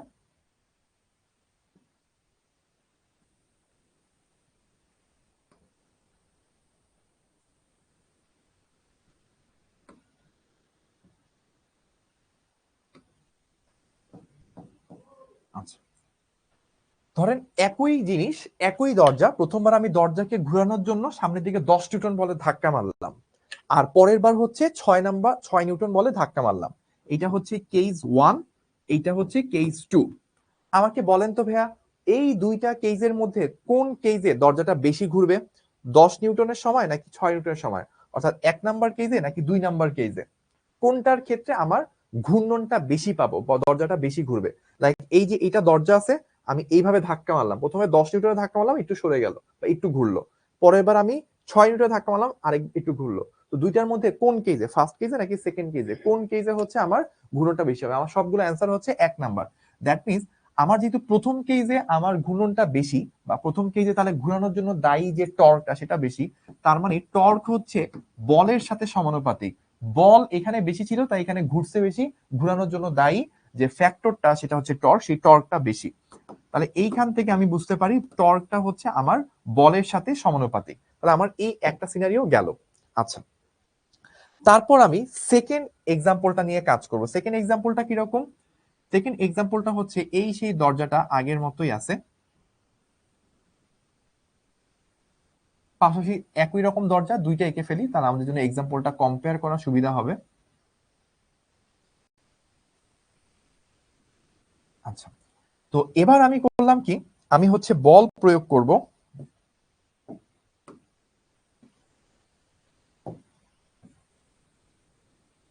তো এবার আমি দুইবারই 10 নিউটন বল প্রয়োগ করছি, এবারও এখানেও 10 নিউটন, এখানেও 10 নিউটন, বাট এখানে আমি দরজার হাতল থেকে ধরেন বললাম 20 সেন্টিমিটার দূরে অ্যাপ্লাই করছিলাম, আর এবার ধরেন আমি বললাম 12 সেন্টিমিটার দূরে বলটা অ্যাপ্লাই করছি। তার মানে কেসটা কিরকম? কেসটা হচ্ছে আমি এবার হচ্ছে এটাকে দিব এ কেস, আর এটা হচ্ছে বি কেস, দুইটা কেস। তাহলে প্রথম কেস এবং দ্বিতীয় কেস, দুইটা কেসের ক্ষেত্রে দুই জায়গায় 10 নিউটন বল প্রয়োগ করছি। তো দরজাটা হচ্ছে এইভাবে ঘুরতে পারে, এইভাবে সে ঘুরতে পারে। তো প্রথমবার আমি করছি কি, এ নাম্বার কেস একদম প্রান্তে, একদম মাথায় আমি হচ্ছে 10 নিউটন বল দিয়ে ধাক্কা মারছি, তাহলে সে যেভাবে ঘুরবে। পরের বার আমি করছি কি, একদম মাথায় না, একটু ভিতরের দিকে আমি হচ্ছে 10 নিউটন বল দিয়ে ধাক্কা মারছি। তাহলে এবার বলেন তো কোন কেসে বেশি ঘুরবে, এ কেসে নাকি বি কেসে? অ্যান্সার হচ্ছে সবাই যেটা বলছে এ কেসে। এক্স্যাক্টলি, আপনি হাতে নিয়ে চিন্তা করেন, আপনি মাঝখান দিয়ে যদি ধাক্কা মারেন বা ভিতরের দিকে কোথাও ধাক্কা মারেন, অত একটা ঘুরাইতে পারবে না, কিন্তু প্রান্তের দিকে ধাক্কা মারলে সব থেকে বেশি ঘুরবে। তার অর্থ কি ভাইয়া? এখান থেকে আমরা আরেকটা ইম্পর্টেন্ট কনক্লুশনে পৌঁছাইতে পারি। সেই ইম্পর্টেন্ট কনক্লুশনটা হচ্ছে যে আমাদের এই ঘূর্ণন অক্ষ থেকে বা কেন্দ্র থেকে দূরত্ব যত বেশি হবে, এই যে এই আর আমি লিখছিলাম, এই আরটা আসলে ভাইয়া কি ছিল, বা 20 সেন্টি এটা কি ছিল? এটা ছিল ব্যাসার্ধ বা দূরত্ব, যে আমার ঘূর্ণন অক্ষ থেকে কত বেশি দূরে আছে। তো এইটা কি ছিল? সেকেন্ড কেজের আর।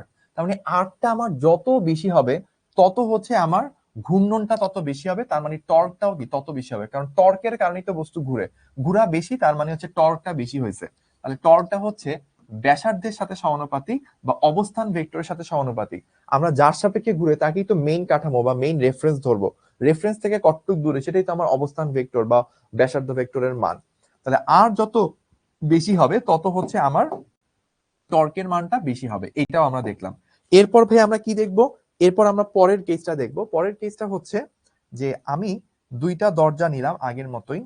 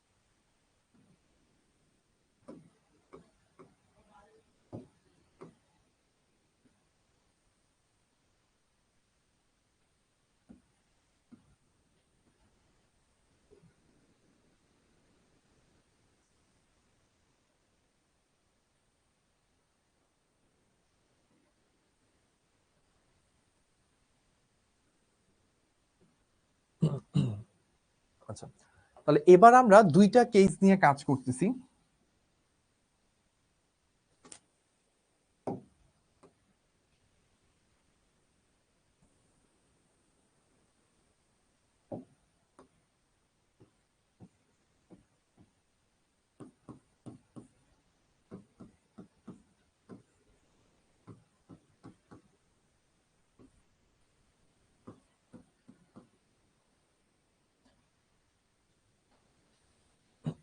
আচ্ছা দেখেন এবারে সিনারিওটা কিরকম। এবারে সিনারিওটা হচ্ছে আমাদের বললাম, এবার এটা হচ্ছে আমার কেস এম, এটা হচ্ছে এম কেস, এটা এন কেস।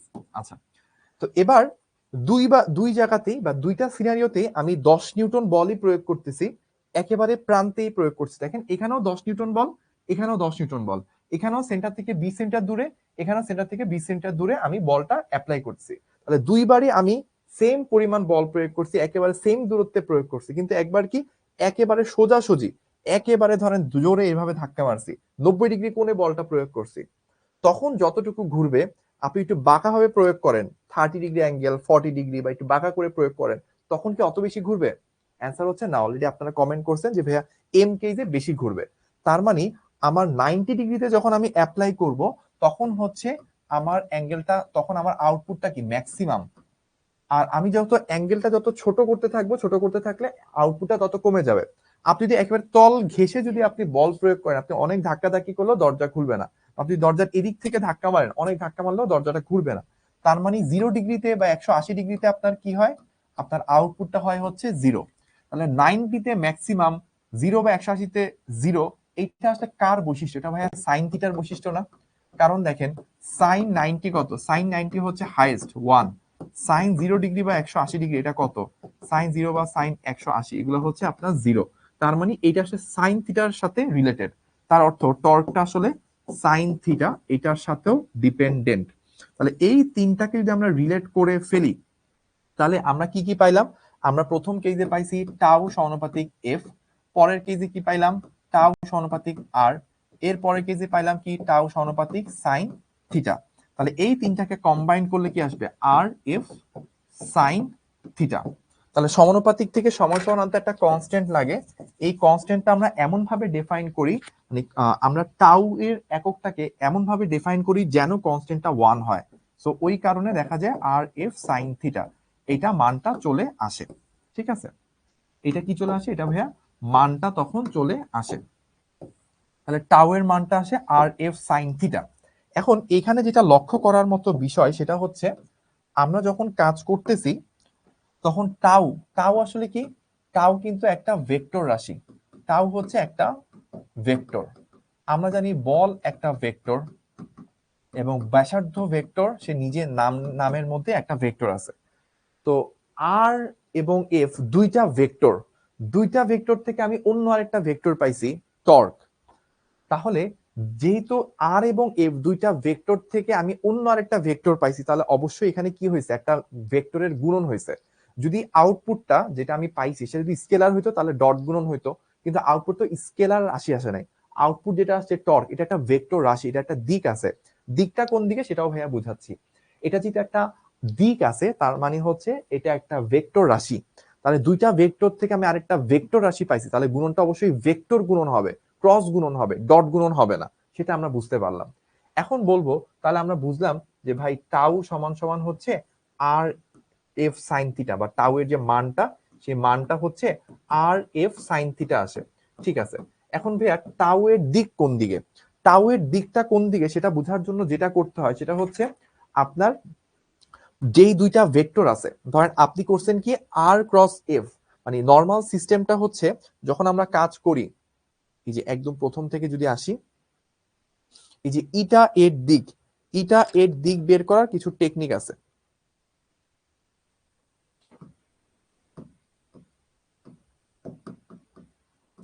ইটা এর দিক বের করার টেকনিকটা ভাইয়া ছোট্ট করে লিখে দিচ্ছি, আপনারা চাইলে আমার সাথে লিখে নিতে পারেন, তাহলে হয়তো আপনাদের কাজে লাগবে।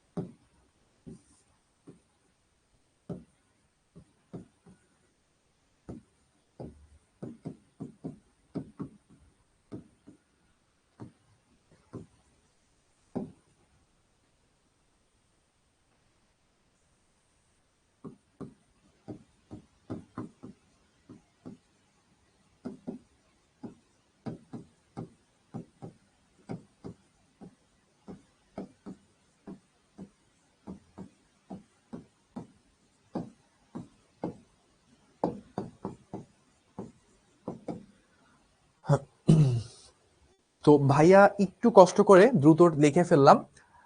আপনারা চাইলে এত কষ্ট করে না লিখে একটা স্ক্রিনশট নিয়ে রাখতে পারেন, পরে আপনাদের যখন হচ্ছে সময় হবে ক্লাস শেষে আপনি দ্রুত এটা লিখে ফেলতে পারবেন স্ক্রিনশটটা থেকে।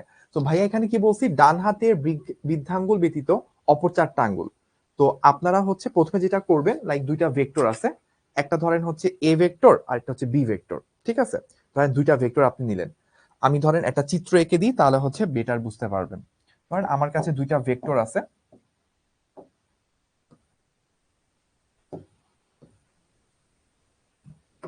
তো একটা হচ্ছে এ ভেক্টর আর একটা বি ভেক্টর। আচ্ছা, তো আমাকে যেটা করতে হবে, প্রথম কাজ কি ভাইয়া, প্রথম কাজ হচ্ছে ডান হাত নিতে হবে। দেখেন ভাইয়া ডান হাত নিছি, বাম হাত নিলে হবে না। ডান হাতের এই যে বৃদ্ধাঙ্গুল বাদে বাদ বাকি চারটা আঙ্গুল, এই চারটা আঙ্গুলকে আমি যে কোনো একটা ভেক্টরের দিকে রাখবো, এ ভেক্টরের দিকে। আমি এইভাবেও রাখতে পারি, হাতটাকে এইভাবেও রাখতে পারি, যে কোনো একটা ভাবে রাখলাম। রেখে আমাকে অপর ভেক্টরের দিকে মানে বি ভেক্টরের দিকে আমাকে চারটা আঙ্গুল ঘুরাইতে হবে। দেখেন আমি যদি এইভাবে হাতটাকে রাখি তাহলে আমি ঘুরাবো হাতের, দেখেন এই যে এই জায়গাটা, হাতের এই জায়গাটাকে রাখছি কি দুইটা ভেক্টরের যেখানে কানেকশন সেই জায়গায়। কারণ আমি চাইলে এইভাবে হাতটাকে ঘুরাইতে পারি, অথবা আমি যদি এইভাবে রাখতাম তাহলে এইভাবে পুরোটা ঘুরে আসতে হইতো। এখন আমাকে ঘুরতে হবে কি, আমাকে ঘুরতে হবে ক্ষুদ্রতম কোণে, অল্প কোণে। অল্প কোণে ঘুরতে হলে কি আমাকে এইভাবে ঘুরতে হবে, তাহলে খুব দ্রুত আমি এ থেকে বি এর কাছে পৌঁছাইতে পারবো। এই যে দ্রুত ঘুরতেছি, ডান হাতের চারটা আঙ্গুলকে এ থেকে বি এর দিকে নিচ্ছি, বুড়ো আঙ্গুলটা যদি আমি খুলে রাখি, বুড়ো আঙ্গুলটা কোন দিকে আসতেছে, স্ক্রিনকে ভেদ করে বাইরের দিকে, তাহলে এইখানে ক্রস গুণফলের দিক অর্থাৎ এ ক্রস বি এর দিক, এই সিনারিওতে কি আসতেছে, এইটার দিক আসতেছে ডট। ডট মানে বলছিলাম না ওই যে তলকে ভেদ করে বের হয়ে আসা, এটা কি কি বলছিলাম, ডট। এখন আপনি যদি বলেন যে ভাইয়া বি ক্রস এ এর দিক, বি ক্রস এ এর দিক, এটা যদি আমরা বের করতে চাই তখন আমাকে কি করতে হবে, ডান হাত নিতে হবে, এই যে ডান হাত নিলাম, ডান হাতের বুড়ো আঙ্গুল বাদে বাদ বাকি চারটা আঙ্গুল, এই যে এই চারটা আঙ্গুলকে আমি এখন প্রথমে কি আছে, বি আছে, তাহলে ওই বি এর দিকে ধরবো। আমি এভাবে ধরতে পারি, এভাবে ধরতে পারি। আমি যদি এখন এইভাবে ধরি তাহলে আমাকে ঘুরে আসতে হবে কি, দেখেন আমার এই যে যেখান থেকে হাতটা শুরু হয়েছে ওই জায়গাটা থাকবে দুইটার কানেক্টিং পয়েন্টে, ওইখান থেকে আমি এইভাবে ঘুরে আসি, আমাকে অনেকটুকু ঘুরতে হবে। কিন্তু আমি যদি এইভাবে ধরি তাহলে আমি খুব অল্প কোণে অল্প সময় আমি এর কাছে পৌঁছায় যাব। এখন ডান হাতে চারটা আঙ্গুলকে বি থেকে এর দিকে নিলে বুড়ো আঙ্গুলটা ভিতরের দিকে মুখ করে থাকে, তাহলে এই কেসে আমার বি ক্রস এর দিকটা আসছে ক্রস, মানে তলকে ভেদ করে ভিতরে ঢুকতেছে। এই হচ্ছে আমার সিনারিও, ঠিক আছে। আচ্ছা, এবার তাহলে আমরা যেখানে ছিলাম আমরা সেই টর্কের ব্যাপারটাতে একটু চলে যাই। আমরা যখন টর্ক নিয়ে কাজ করতেছিলাম, টর্কের দিক কোনটা ভাইয়া, টর্কের দিক হচ্ছে আর ক্রস এফ এর দিক, টর্কের দিক হচ্ছে আর ক্রস এফ এর দিক। তাহলে আর ক্রস এফ এর দিক কিভাবে আমরা বের করব, দেখেন আর ক্রস এফ এর দিক হচ্ছে যদি আমার কাছে দুইটা ভেক্টর থাকে, লাইক এটা হচ্ছে একটা ভেক্টর, এটা আরেকটা ভেক্টর, তো আমার ধরেন এটা যদি হয় আর ভেক্টর, এটা যদি হয় এফ ভেক্টর, তাহলে আর থেকে এফ এর দিকে যদি আমি যাই তাহলে এখানে আর ক্রস এফ তাও এর দিকটা আসবে হচ্ছে আমার এরকম ডট, অর্থাৎ বাইরের দিকে। এখন এইটা যে সত্যি সেটা আমরা চলেন প্রুফ করব। কিভাবে প্রুফ করব, এই যে আমার মতো হাতে যদি একটা বোতল নিতে পারেন তাহলে ব্যাপারটা ইজি। দেখেন বোতলের মুখার উপর আমরা টর্কে জিনিসটা অ্যাপ্লাই করব। আমি করলাম কি, বোতলের মুখাটাকে হালকা একটু ইজি করে রাখলাম, যেন আমি বল টল দিলে এটা সুবিধা হয়।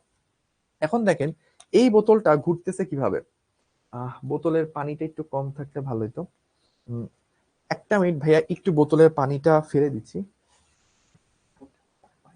পুরোটা ফেলে দিই। তো আমরা একটু একটা মিনিট ওয়েট করি, ইন দা মিন টাইম ভাইয়া আপনাদের হচ্ছে যে অ্যান্সার কমেন্ট গুলো একটু দেখি। পোল দেন ভাইয়া, পোল দেন ভাইয়া, বলছে মোহাম্মদ ইস্তিয়াক। ওকে, আরো অনেকগুলো কমেন্ট চলে আসছে। So in the meantime আমাদের আজকের ক্লাসে আমরা যা যা করতেছি সেটা হচ্ছে ভাইয়া, বইয়ে কি ক্যালকুলেটর ইউজ করা যায়? অবশ্যই বইটা ক্যালকুলেটর ইউজ করা যায়। বইটা যদি ইউজ না করা যায় আর কোথায় করবেন বলেন? একক হেক্টর নির্ণয়ের ক্ষেত্রে কখনো কখনো মাইনাস নেওয়া হয় কেন? একক হেক্টর না, ভেক্টর। একক ভেক্টর নেওয়ার সময় যখন মাইনাস প্লাস মাইনাস দেয় সেটা হচ্ছে ইটা নির্ণয় করার ক্ষেত্রে। কেন এটা নেয় সেটা আমরা দেখবো। তো আমাদের বোতল আলহামদুলিল্লাহ চলে আসছে, ভাইয়া কষ্ট করে দ্রুত নিয়ে আসছে। তাহলে আমরা এবার একটু দেখি কি ঘটনা ঘটছে। এই হচ্ছে আমার বোতলটা, ঠিক আছে। এখন আমার এই যে দেখেন বোতলটার মুখাটাকে যখন আমি উপরে উঠাবো মানে খুলবো, তখন কি বোতল মুখাটাকে ঘুরায় ঘুরায় উঠাইতে হয়। যেহেতু এখানে বোতলের মুখাটা ঘুরতেছে, ঘূর্ণন মানেই কি এখানে টর্কের একটা বিষয় চলে আসবে। এখন দেখেন বোতলটা ঘুরতেছে কি, যে মাঝখানে যে মধ্যবিন্দু, এই যে বোতলের যে মাঝখানের পয়েন্টটা, এই মাঝখানের পয়েন্টের সাপেক্ষে বোতলটা ঘুরতেছে, মানে বোতলের মুখাটা ঘুরতেছে। আচ্ছা, এখন তাহলে আমি যখন কাজ করব, আমার কাজ করার সময় আমাকে বলটা দিতে হবে কিভাবে, দেখেন আমি একটু লুজ করলাম। আমি যদি এই বোতলের মুখাটাকে উপরের দিকে উঠাতে চাই তাহলে আমাকে এইভাবে ধাক্কা দিতে হবে। দেখেন আস্তে আস্তে আমার মুখাটা খুলে যাচ্ছে, খুলতে খুলতে খুলতে এই যে পড়েই যাচ্ছে, খেয়াল করছেন?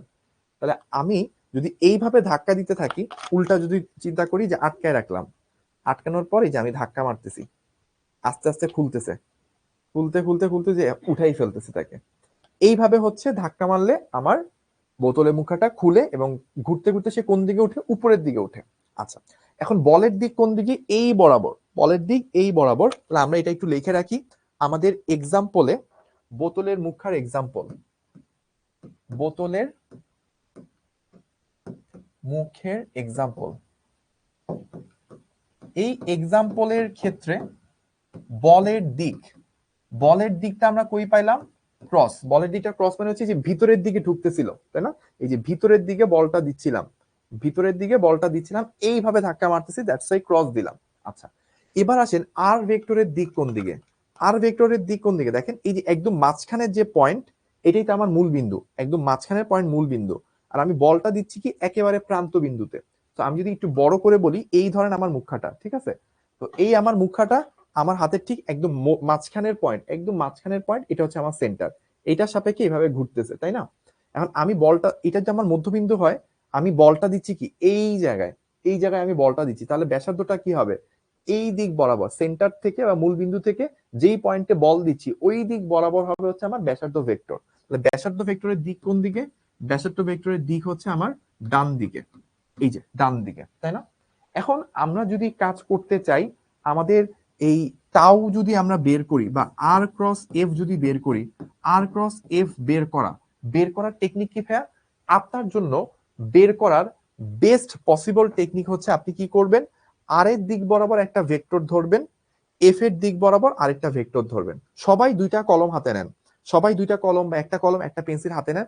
যে কয়জন ক্লাসে আছে, অলরেডি প্রায় 700 বেশি মানুষ ক্লাসে আছে, সবাই হাতে দুইটা কলম নেবেন, অথবা একটা কলম একটা পেন্সিল যেটাই সাথে নেবেন।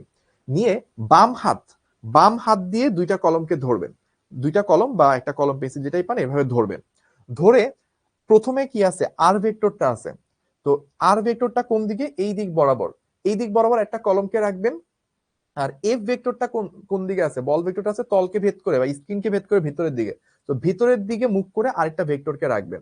দুইটার আদি বিন্দুকে একই জায়গায়, দেখেন দুইটার আদি বিন্দু একই জায়গায় এখানে আছে, এভাবে ধরলেন, ঠিক আছে? তাহলে আমাদের ধরার কাজ শেষ। আচ্ছা, এখন আমাদের কি করতে হবে? ঘুরাইতে হবে কাকে? ডান হাতকে। বাম হাত দিয়ে ধরছি, ডান হাত ঘুরাবো। ফার্স্টে ডান হাতের বুড়ো আঙ্গুল বাদে যে চারটা আঙ্গুল নিলাম।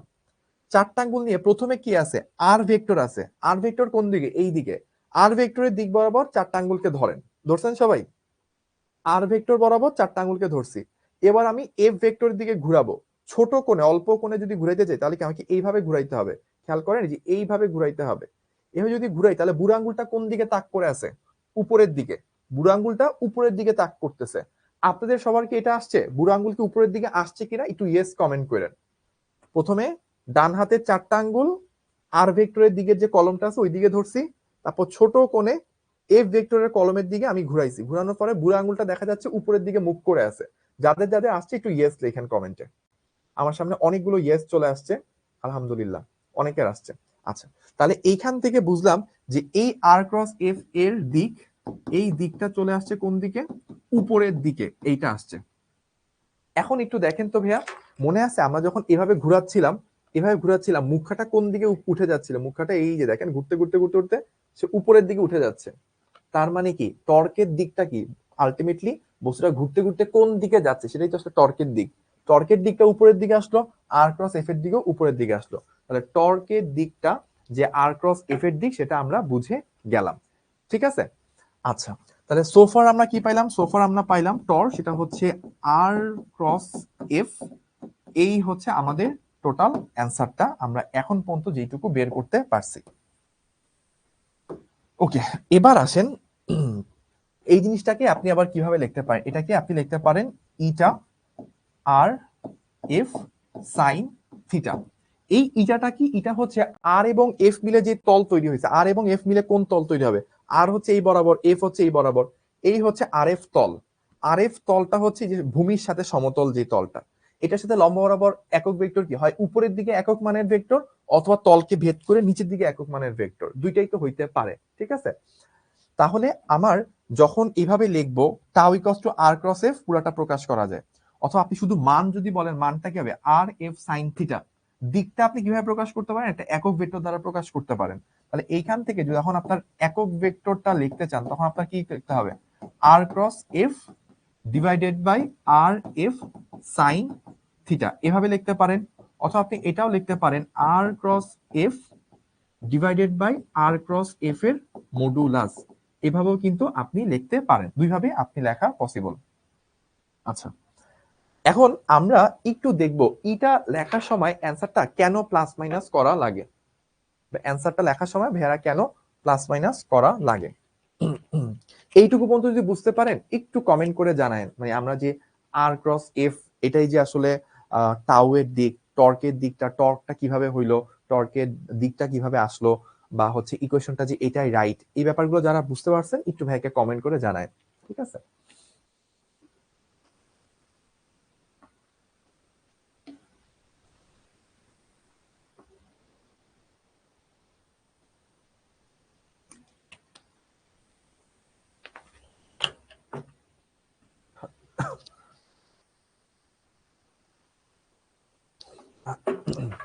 আচ্ছা, আমার কাছে অনেকগুলো ক্লিয়ার চলে আসছে, দুই একটা হার্ডও আসছে, কোনো সমস্যা নেই, হার্ড আসবে, মানে একটু হার্ড লাগবে, আস্তে আস্তে হার্ডটা ডিল করতে করতে এটাও সহজ হয়ে যাবে ইনশাল্লাহ।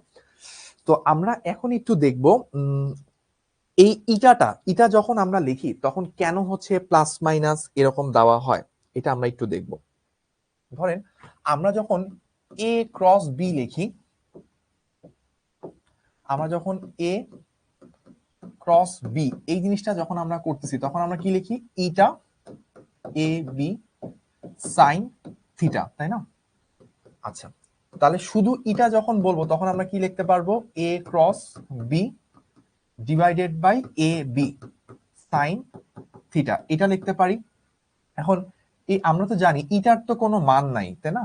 ইটার মান কত, 1, তাহলে এ বি সাইন থিটা তো আসলে এ ক্রস বি এর মান, তো এই কারণে এটাকে এভাবেও লেখা যায়, A cross B divided by হচ্ছে modulus of A cross B, এভাবেও এটাকে চাইলে রিপ্রেজেন্ট করা যায়। আচ্ছা, এবার আমরা যেটা করতে পারি যে কেন ইটার মানটা প্লাস মাইনাস হয় বা ইটার দিকটা আসলে কোন দিকে।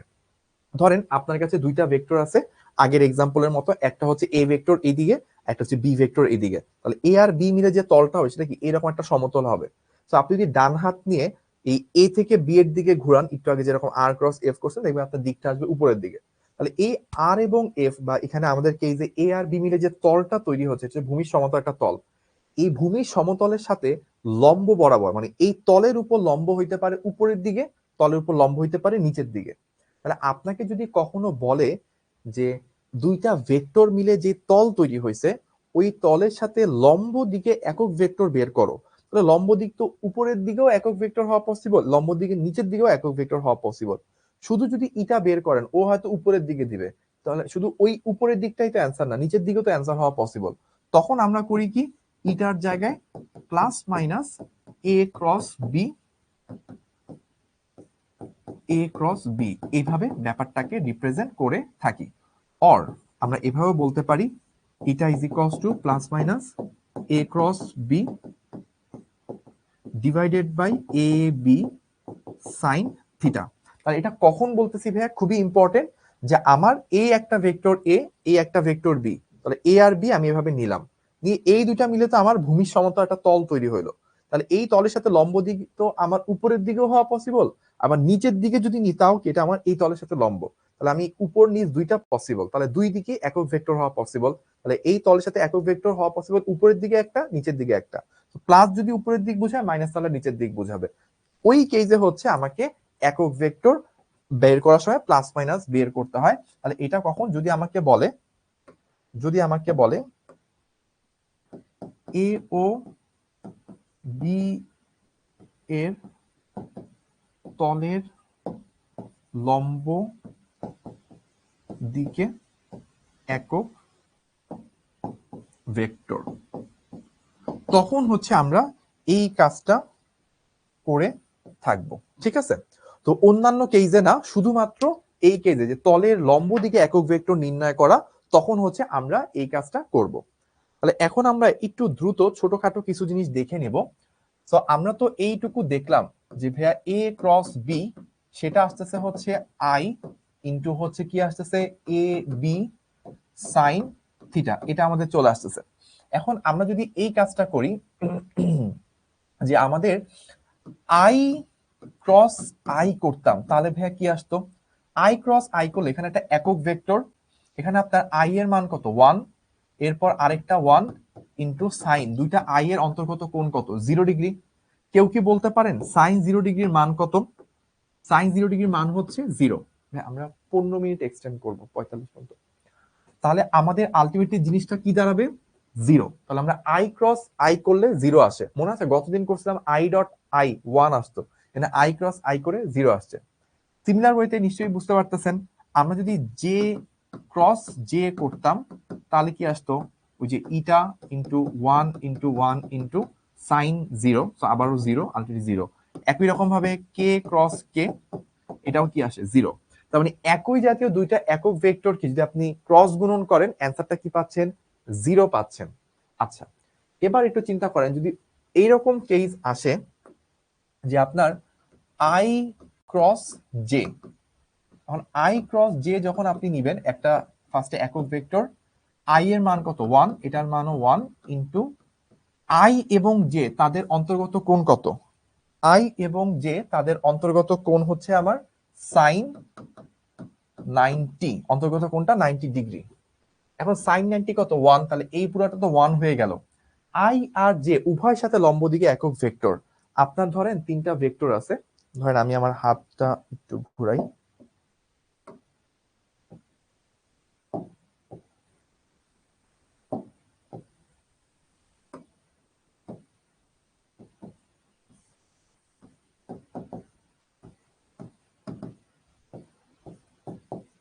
দেখেন আই এর দিক কোন দিকে, এই দিকে, জে এর দিক কোন দিকে, এই দিকে। আপনি যখন আই ক্রস জে করবেন, ডান হাত নিলাম, ডান হাত চাইলে আপনারাও দুইটা করে কলম নিয়ে ট্রাই করবেন, প্রতিবার দুইটা করে কলম নিয়ে ট্রাই করবেন, যে যত বেশি ট্রাই করবেন তার হচ্ছে কনসেপ্ট যত ক্লিয়ার হবে। আই থেকে জে এর দিকে ঘুরাইলাম, দেখেন বুড়ো আঙ্গুলটা তলকে ভেদ করে বাইরের দিকে আসতেছে, এবং কে এর দিক কোন দিকে, তলকে ভেদ করে বাইরের দিকে। এখানে কে এর দিকটা হচ্ছে আপনার তলকে ভেদ করে বাইরের দিকে, মানে ডট। আমার আই ক্রস জে করলেও কি আসে, দিকটা ডট আসে, তার মানে আই ক্রস জে করলে কি পাওয়া যায়, কে পাওয়া যায়। সিমিলার ওয়েতে আপনি যদি জে ক্রস কে করেন, জে ক্রস কে, তাহলে জে আছে কোন দিকে, উপরের দিকে, কে আছে কোন দিকে, আমার মোবাইলটা বা ল্যাপটপের স্ক্রিনটাকে ভেদ করে বাইরের দিকে। তাহলে আমি যদি জে ক্রস কে করি, যে ডান হাত নিলাম, ডান হাতের দেখেন এই চারটা আঙ্গুলকে জে থেকে কে দিকে ঘুরালাম, বুড়ো আঙ্গুলটা কোন দিকে, এই দিকে, এই দিকে কি আছে আমার, এই যে এই দিকে দেখেন আই আছে, তখন আমি পাই যাচ্ছি আই। আবার একই রকম ভাবে আমি যদি কে ক্রস আই করি, কে ক্রস আই, কে কোন দিকে আছে, এই দিকে, আই কোন দিকে আছে, এই দিকে, কে থেকে আই, কে থেকে আই, দেখেন আমার হাত ঘুরাচ্ছি, কে থেকে আই, বুড়ো আঙুলটা উপরের দিকে, তার মানে এটা কিসের দিক, জে এর দিক। আমি যখন কে ক্রস আই করছি, বুড়ো আঙ্গুলটা উপরের দিকে, এই দিকে কি আছে, জে আছে, জে পাইলাম।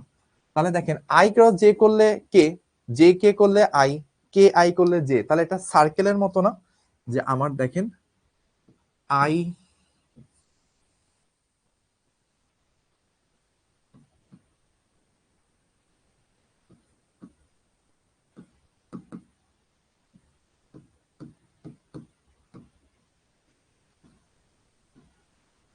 মানে আই জে কে তারা যে এরকম পরপর সিকোয়েন্সে আসে, আই জে, আপনি যে কোনো একটা চুজ করলেন, তারপর এই সিকোয়েন্স অনুযায়ী যদি ঘুরেন, অ্যান্টি ক্লকওয়াইজ সিকোয়েন্স অনুযায়ী যদি ঘুরেন, অ্যান্টি ক্লক ওয়াইজ সিকোয়েন্স অনুযায়ী যদি ঘুরেন, তাহলে যে কোনো দুইটা পরপর আসলে অপরটা হচ্ছে আপনার অ্যান্সার পড়ে যায়। অর্থাৎ আই জে এই দুইটা মিলে কে হয়, জে কে মিলে আই হয়, কে আই মিলে জে হয়, এই সিকোয়েন্সটা ফলো করে। কিন্তু আপনি যদি উল্টা করেন, লাইক আপনি আই ক্রস জে না করে আপনি হচ্ছে জে ক্রস আই করলেন, আপনি আই ক্রস জে না করে জে ক্রস আই করলেন, তখন কি আসে, তখন দেখেন মান তো 1 হবে, যে 1 1 1 এগুলো তো হবে, এটা নিয়ে সমস্যা নেই। কিন্তু এই যে J cross I, J cross I এর দিকটা কোন দিকে, আপনি দেখেন জে এর দিক কোন দিকে, এই দিকে, আই এর দিক এই দিকে।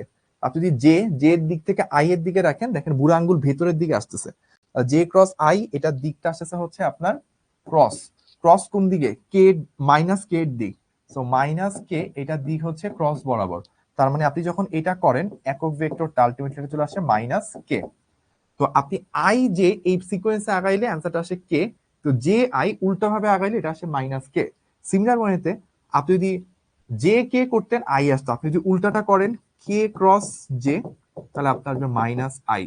বা আপনি কে ক্রস আই এই সিকোয়েন্সে জে আসতো, আপনি যদি উল্টাটা করেন আই ক্রস জে, তাহলে আপনার আসবে মাইনাস জে। এইভাবে হচ্ছে সিকোয়েন্স গুলা চলে আসে। তাহলে আমরা এইখান থেকে এইটা বুঝতে পারলাম, A cross B is not equals to b cross a, a cross b আর b cross a সমান না, তাদের মান সমান হইতে পারে, দিকটা সমান না।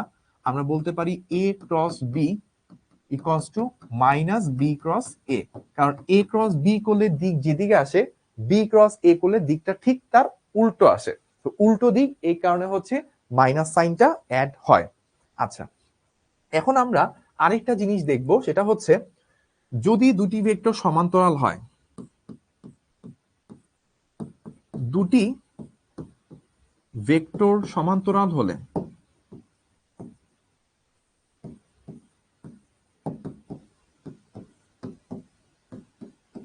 দুটি ভেক্টর সমান্তরাল হলে কত, থিটা কত হয় 0 ডিগ্রি, থিটা অন্তর্গত কোণ, এই থিটাটা কি, যেটা হচ্ছে অন্তর্গত কোণ। এই অন্তর্গত কোণটা তখন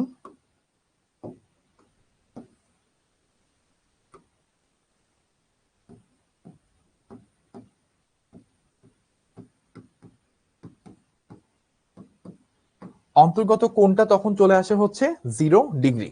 ঠিক আছে, দুইটা ভেক্টর সমান্তরাল হলে তাদের অন্তর্গত কোণ হচ্ছে 0 ডিগ্রি চলে আসে।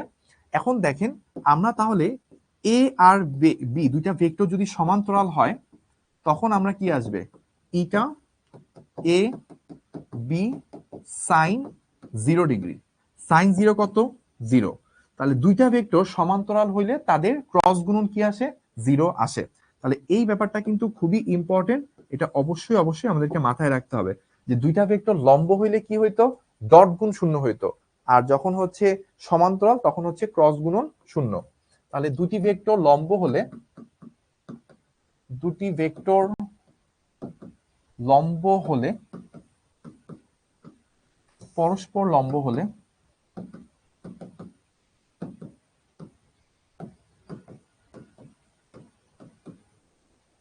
আর দুটি ভেক্টর পরস্পর সমান্তরাল হলে ডট গুণ শূন্য, আর এখানে হচ্ছে ক্রস গুণন শূন্য। এই হচ্ছে আমাদের সিনারিও, দুইটা ভেক্টর ডট গুণন হইলে কি হয়, ক্রস গুণন হইলে কি হয়। মুশফিকুর বলছে ভাই 180 ডিগ্রি হইলে কি হবে, 180 ডিগ্রি হইলেও আপনার ক্রস গুণনটা শূন্য হবে, কারণ সাইন 180 ডিগ্রি হইলেও কি হয়, সমান্তরাল মানে কি হয়, একই দিকে আসবে অথবা বিপরীত দিকে আসবে, দুইটাই কিন্তু সমান্তরালের কেস। আচ্ছা, এখন আমরা আরেকটা জিনিস দেখব। ধরেন আপনাকে বলল দুইটা ভেক্টর এরকম সিনারিওতে আছে, ধরেন বলল দুইটা ভেক্টর, একটা হচ্ছে এ, এই ভেক্টরটা হচ্ছে আমার দেওয়া আছে A X I plus A Y J plus A Z K, এটা একটা ভেক্টর দেওয়া আছে। আরেকটা ভেক্টর আমাকে দেওয়া আছে, সেটা হচ্ছে বি ভেক্টর,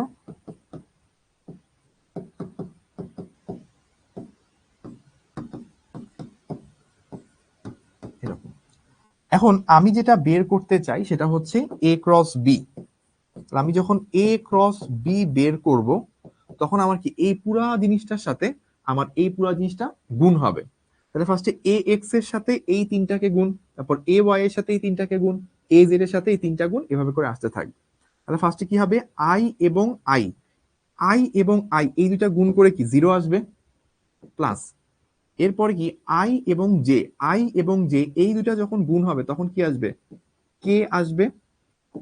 আর এখানে গুণ আকারে কি থাকে, এ এক্স বি ওয়াই। আচ্ছা, তারপর ভাইয়া কি আসবে, যে আই এবং কে, আই এবং কে যখন গুণ হবে তখন কি আসবে, কে আই হইলে জে হইতো, আই কে তাহলে তো উল্টো দিক থেকে হচ্ছে, তাহলে হচ্ছে মাইনাস জে। এখানে কি আছে, A X B Z, A X B Z, এইভাবে চলে আসলো। আচ্ছা, তাহলে আমরা এ এক্স দিয়ে তিনটাকে গুণ করে ফেললাম। আচ্ছা, এবার চলেন আমরা পরে যাই, এ ওয়াই দিয়ে গুণ করব। এ ওয়াই এর সাথে যখন বি এক্স গুণ হবে তখন জে আর আই গুণ হচ্ছে, জে আর আই গুণ হয়ে মাইনাস কে, তাহলে আমরা মাইনাস কে পাইলাম, জে এবং আই গুণ হয়ে মাইনাস কে, ভিতরে কি থাকে, এ ওয়াই বি এক্স, এটা থাকলো। তারপর A Y B Y, J J J J গুণ হয়ে কি হয়, 0 হয়, তাহলে এটা বাদ। তারপর জে আর কে, এই এ ওয়াই জে এর সাথে বি জেড কে গুণ হয়ে, জে আর কে গুণ হয়ে কি হয়, জে আর কে গুণ হয়ে হচ্ছে আই হয়। তাহলে আমরা এখান থেকে পাচ্ছি এ ওয়াই বি জেড। তো ওইটা কিন্তু একটু মাথায় রাখতে হবে যে I cross J, J cross K, K cross I, একই আই জে কে সিকোয়েন্স অনুসারে থাকলে হচ্ছে আই জে থাকলে কে হয়, জে কে থাকলে আই হয়, এই সিকোয়েন্সটা হচ্ছে মেইনটেইন হয়। কিন্তু যদি হচ্ছে উল্টো সিকোয়েন্স আসে, জে এর পর আই, মানে সামনেরটা না এসে পিছনেরটা যদি চলে আসে তাহলে হচ্ছে ব্যাপারটা উল্টায় যায়, মাইনাস চলে আসে। এই ব্যাপারটা কিন্তু একটু মাথায় রাখতে হয়, ঠিক আছে। লাস্টে আমরা যেটা করব, এই এ জেড কে এর সাথে এই তিনটাকে গুণ দিব। তাহলে দেখেন ফার্স্টে এ জেড কে, এখানে আছে কে, এখানে আছে আই, কে আর আই গুণ করব, কে আর আই গুণ করলে কি হয়, মাইনাস জে, মাইনাস জে এর সাথে এখানে কি আছে, এ জেড বি এক্স এটা আছে। তারপর কে আর জে, কে আর জে গুণ করলে কি হবে, আরেকটা মাইনাস আসবে, মাইনাস আসবে হচ্ছে আই। ঠিক আছে, আচ্ছা এখানে একটা জিনিস, কে এবং আই যখন গুণ করব তখন প্লাস জে, কে আর আই সিকোয়েন্স মেনটেন করছে, তো প্লাস জে। কে আর জে যখন গুণ করব তখন হচ্ছে আমার চলে আসবে কে আর জে গুণ করলে মাইনাস আই, তাহলে মাইনাস আই, এখানে কি আছে, A Z B Y, A Z B Y, আর লাস্টে আমার কে আর কে গুণ করলে জিরো। তাহলে এই হচ্ছে আমার সিকোয়েন্সটা। তাহলে এইটাকে একটু সাজায় লাগতে যেটা আসবে সেটাই হচ্ছে আমার অ্যান্সার, যে এ ক্রস বি, এইটার মানটা যখন আমি লিখবো তখন আমি আই যুক্ত জিনিসপাতিগুলোকে একসাথে লিখবো। আই যুক্ত জিনিসপাতিকে যদি একসাথে লিখি তাহলে আমার আসা উচিত কি, আই যুক্ত জিনিসপাতিগুলোকে একসাথে লিখলে, আই যুক্ত জিনিসপাতিগুলো আমি নীল কালার দিয়ে লিখছি, তাহলে আমার আসা উচিত হচ্ছে আই কোথায় আছে, আই হচ্ছে এখানে আছে,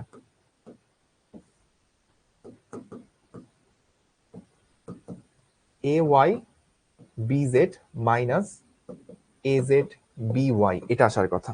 তাহলে এ জেড বি ওয়াই আসছে, এ জেড বি ওয়াই আসছে, আরেকটা মাইনাস আই কোথায় আছে আমার, একটা একটা একটা, এই যে এ ওয়াই বি জেড আসছিল, minus A Z B Y আসছে।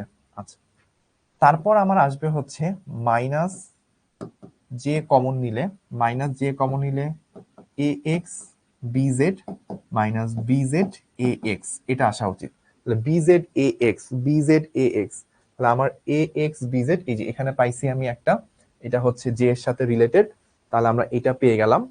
আচ্ছা, আর হচ্ছে এ এক্স বি জেড, এটাও পেয়ে গেলাম। হ্যাঁ, আর হচ্ছে যে B Z A X, B Z A X B Z, আচ্ছা একটা জিনিস একটু ভুল করছি, এ এক্স বি জেড আর B X A Z. Okay, তাহলে এ জেড বি এক্স আমার আছে কোথায়, এ জেড বি এক্স এখানে আছে, আমি পেয়ে গেলাম। আর লাস্টে যেটা লিখবো সেটা হচ্ছে কে ডট, কে ডট যখন আমি লিখবো তখন A X B Y minus A Y B x, এটা আমি পেয়ে যাব। সো আমি এই সিকোয়েন্সে যখন লিখবো টোটাল ক্রস গুণনটাকে এভাবে প্রকাশ করা যায়। ঠিক আছে, তো আজকে আর এর থেকে খুব বেশি কিছু পড়াবো না। তো আমরা অলমোস্ট যেটা করলাম সেটা হচ্ছে দুইটা ভেক্টরকে ক্রস গুণন করে আমরা যে মানগুলো পাবো সেই মানগুলোকে A into B into sine theta এইভাবেও প্রকাশ করা যায়, আবার চাইলে উপাংশের সাহায্যে ভেঙে এইভাবে বড় করেও বের করা যায়।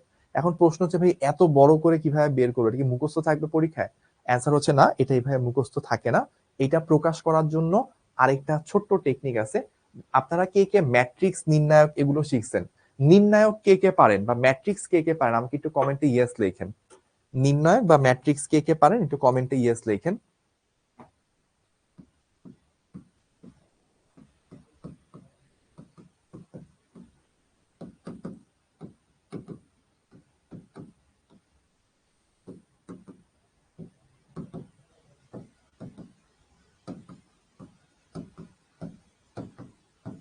ওকে, অনেকে হচ্ছে ইয়েস বলছেন, ঠিক আছে।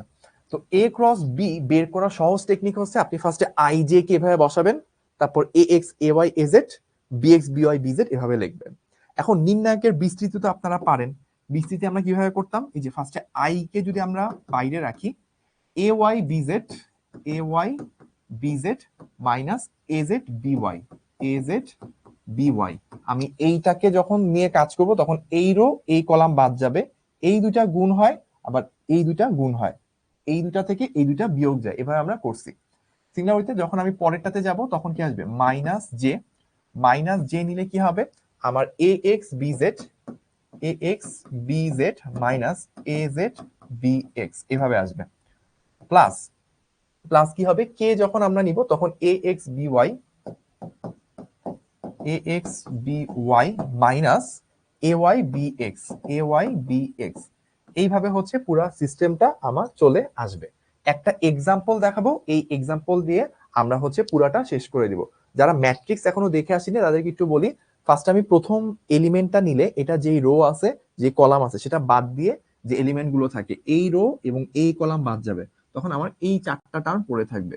এ ওয়াই এর সাথে বি জেড গুণ হবে, গুণ করলাম, আবার এ জেড এর সাথে বিওয়াই গুণ হবে, গুণ করলাম, প্রথম গুণ থেকে দ্বিতীয় গুণ বাদ দিয়ে দিব, কাজ শেষ। পরেরটা যে যে লেখার আগে একটা মাইনাস দেওয়া লাগে, তো এ এক্স বি জেড, তখন যেটা হয় এই কলামটা বাদ যায়, এই রোটা বাদ যায়, তখন A X B X A Z B Z এগুলো পড়ে থাকে। এ এক্স এর সাথে বি জেড গুণ হয়, এ জেড এর সাথে বি এক্স গুণ হয়, তো একটা থেকে আরেকটা বিয়োগ দেওয়া লাগে। তারপর কে যখন আমি নিব, এই রো এই কলম বাদ যাবে, A X A Y B X B Y এটা পড়ে থাকে। তো এ এক্স বি ওয়াই গুণ হয়, এই যে গুণ হইলো, এ ওয়াই বি এক্স গুণ হয়, এই যে গুণ হইলো, প্রথম গুণ থেকে দ্বিতীয় গুণ বাদ চলে যায়। এইভাবে হচ্ছে বের করতে হয়। আমি একটা ছোট্ট অঙ্ক দেখায় শেষ করে দিব। তো আমি একটা ভেক্টর নিলাম, ধরেন আমি বললাম এ হচ্ছে 2i minus 3j plus 4k, এটা বললাম। বি আমি বললাম যে 3i plus 4j plus 2k, এভাবে আমি বললাম। তো আমি এ ক্রস বি বের করতে চাই, কিভাবে করব আমরা একটু দ্রুত দেখব। আমি ফার্স্টে কি লিখবো, আই জে কে লিখলাম। আচ্ছা, তারপর আমার কি করতে হবে, আমি এর মানগুলো বসাই, কত 2 মাইনাস 3 4, 2 মাইনাস 3 4 বসাইলাম। তারপর আমার কি আছে, তারপর আমার আছে 3 4 2, 3 4 2। ওকে, এবার আমি জাস্ট কি করব, সলিউশনটা করব। তো ফার্স্টে আই লিখবো, আই লিখে কি এই দুইটা গুণ হবে, 3 এর সাথে 2 গুণ, তো মাইনাস 3 দুগুণে কত 6, 4 4 16, তাহলে প্রথমটা থেকে দ্বিতীয়টা বাদ দিব। তারপর কি বাই ডিফল্ট মাইনাস জে লিখলাম। তারপর কি আছে, এই কলামটা বাদ যাবে, তাহলে 2 দুগুণে 4, এই দুই গুণ হয়ে 4 হয়েছে, মাইনাস এই 4 এর সাথে এই 3 গুণ হয়ে 3 4 12 লিখলাম। তারপর পরের টার্মটাই যে কে, এটা লিখলাম প্লাস কে। এখন এই দুইটা গুণ হবে, 4 দুগুণে 8 মাইনাস এই 3 3 9, বাট একটা মাইনাস আছে, তাহলে কি মাইনাস 9, মাইনাস 9 দুইটা মিলে হচ্ছে প্লাস 9। তাহলে আলটিমেটলি আমার অ্যান্সার আসবে মাইনাস 22i। তো মাইনাস হচ্ছে এখানে 8 আসে, মাইনাস 8 মাইনাস দুইটা মিলে প্লাস 8 জে, আর ওইখানে আছে 8 এবং 9 17 কে। এইভাবে হচ্ছে আমরা এখানের অ্যান্সারটা কত সেটা বের করে ফেললাম। ঠিক আছে, এইভাবে হচ্ছে ক্রস গুণনের অ্যান্সারটা কত হবে, সেই অ্যান্সারটা আমরা ম্যাট্রিক্স বা নির্ণায়কের বিস্তৃতির মাধ্যমে আমরা এইভাবে সলভ করতে পারি। তো আজকে মোটামুটি আমরা এই জায়গায় শেষ করব। তো আমাদের এখানে আরো কিছু টপিক বাকি ছিল, যেগুলো আমরা সময়ের অভাবে আজকে করতে পারতেছি না। সমস্যা নেই, আমরা নেক্সট ক্লাসে এগুলো নিয়ে দেখব। তো আপনাদের সবার প্রতি শুভকামনা রইল। সবাই হচ্ছে এই যে আমার সাথে অলরেডি রিয়া আরো অনেকে হচ্ছে করছে। ঠিক আছে, তো আজকে মোটামুটি আমাদের এই পর্যন্তই। আমরা নেক্সট ক্লাসে ইনশাল্লাহ যেই জিনিসগুলো করব, ক্রস গুণন থেকে ত্রিভুজের ক্ষেত্রফল, সামন্তরিকের ক্ষেত্রফল, কর্ণ দেওয়া থাকলে ক্ষেত্রফল, সেগুলো বের করা, তো দুইটা ভেক্টর সমান্তরাল হতে হলে এম এর মান কত হবে এগুলো বের করা, তারপর ভেক্টর ক্যালকুলাস কি, অপারেটর কি, ডিফারেন্সিয়েশন, ইন্টিগ্রেশন, এই ব্যাপারগুলো ইনশাআল্লাহ আমরা নেক্সট ক্লাসে দেখব। সেই পর্যন্ত সবাই ভালো থাকবেন, সুস্থ থাকবেন, সবার জন্য অসংখ্য শুভকামনা। আল্লাহ হাফেজ।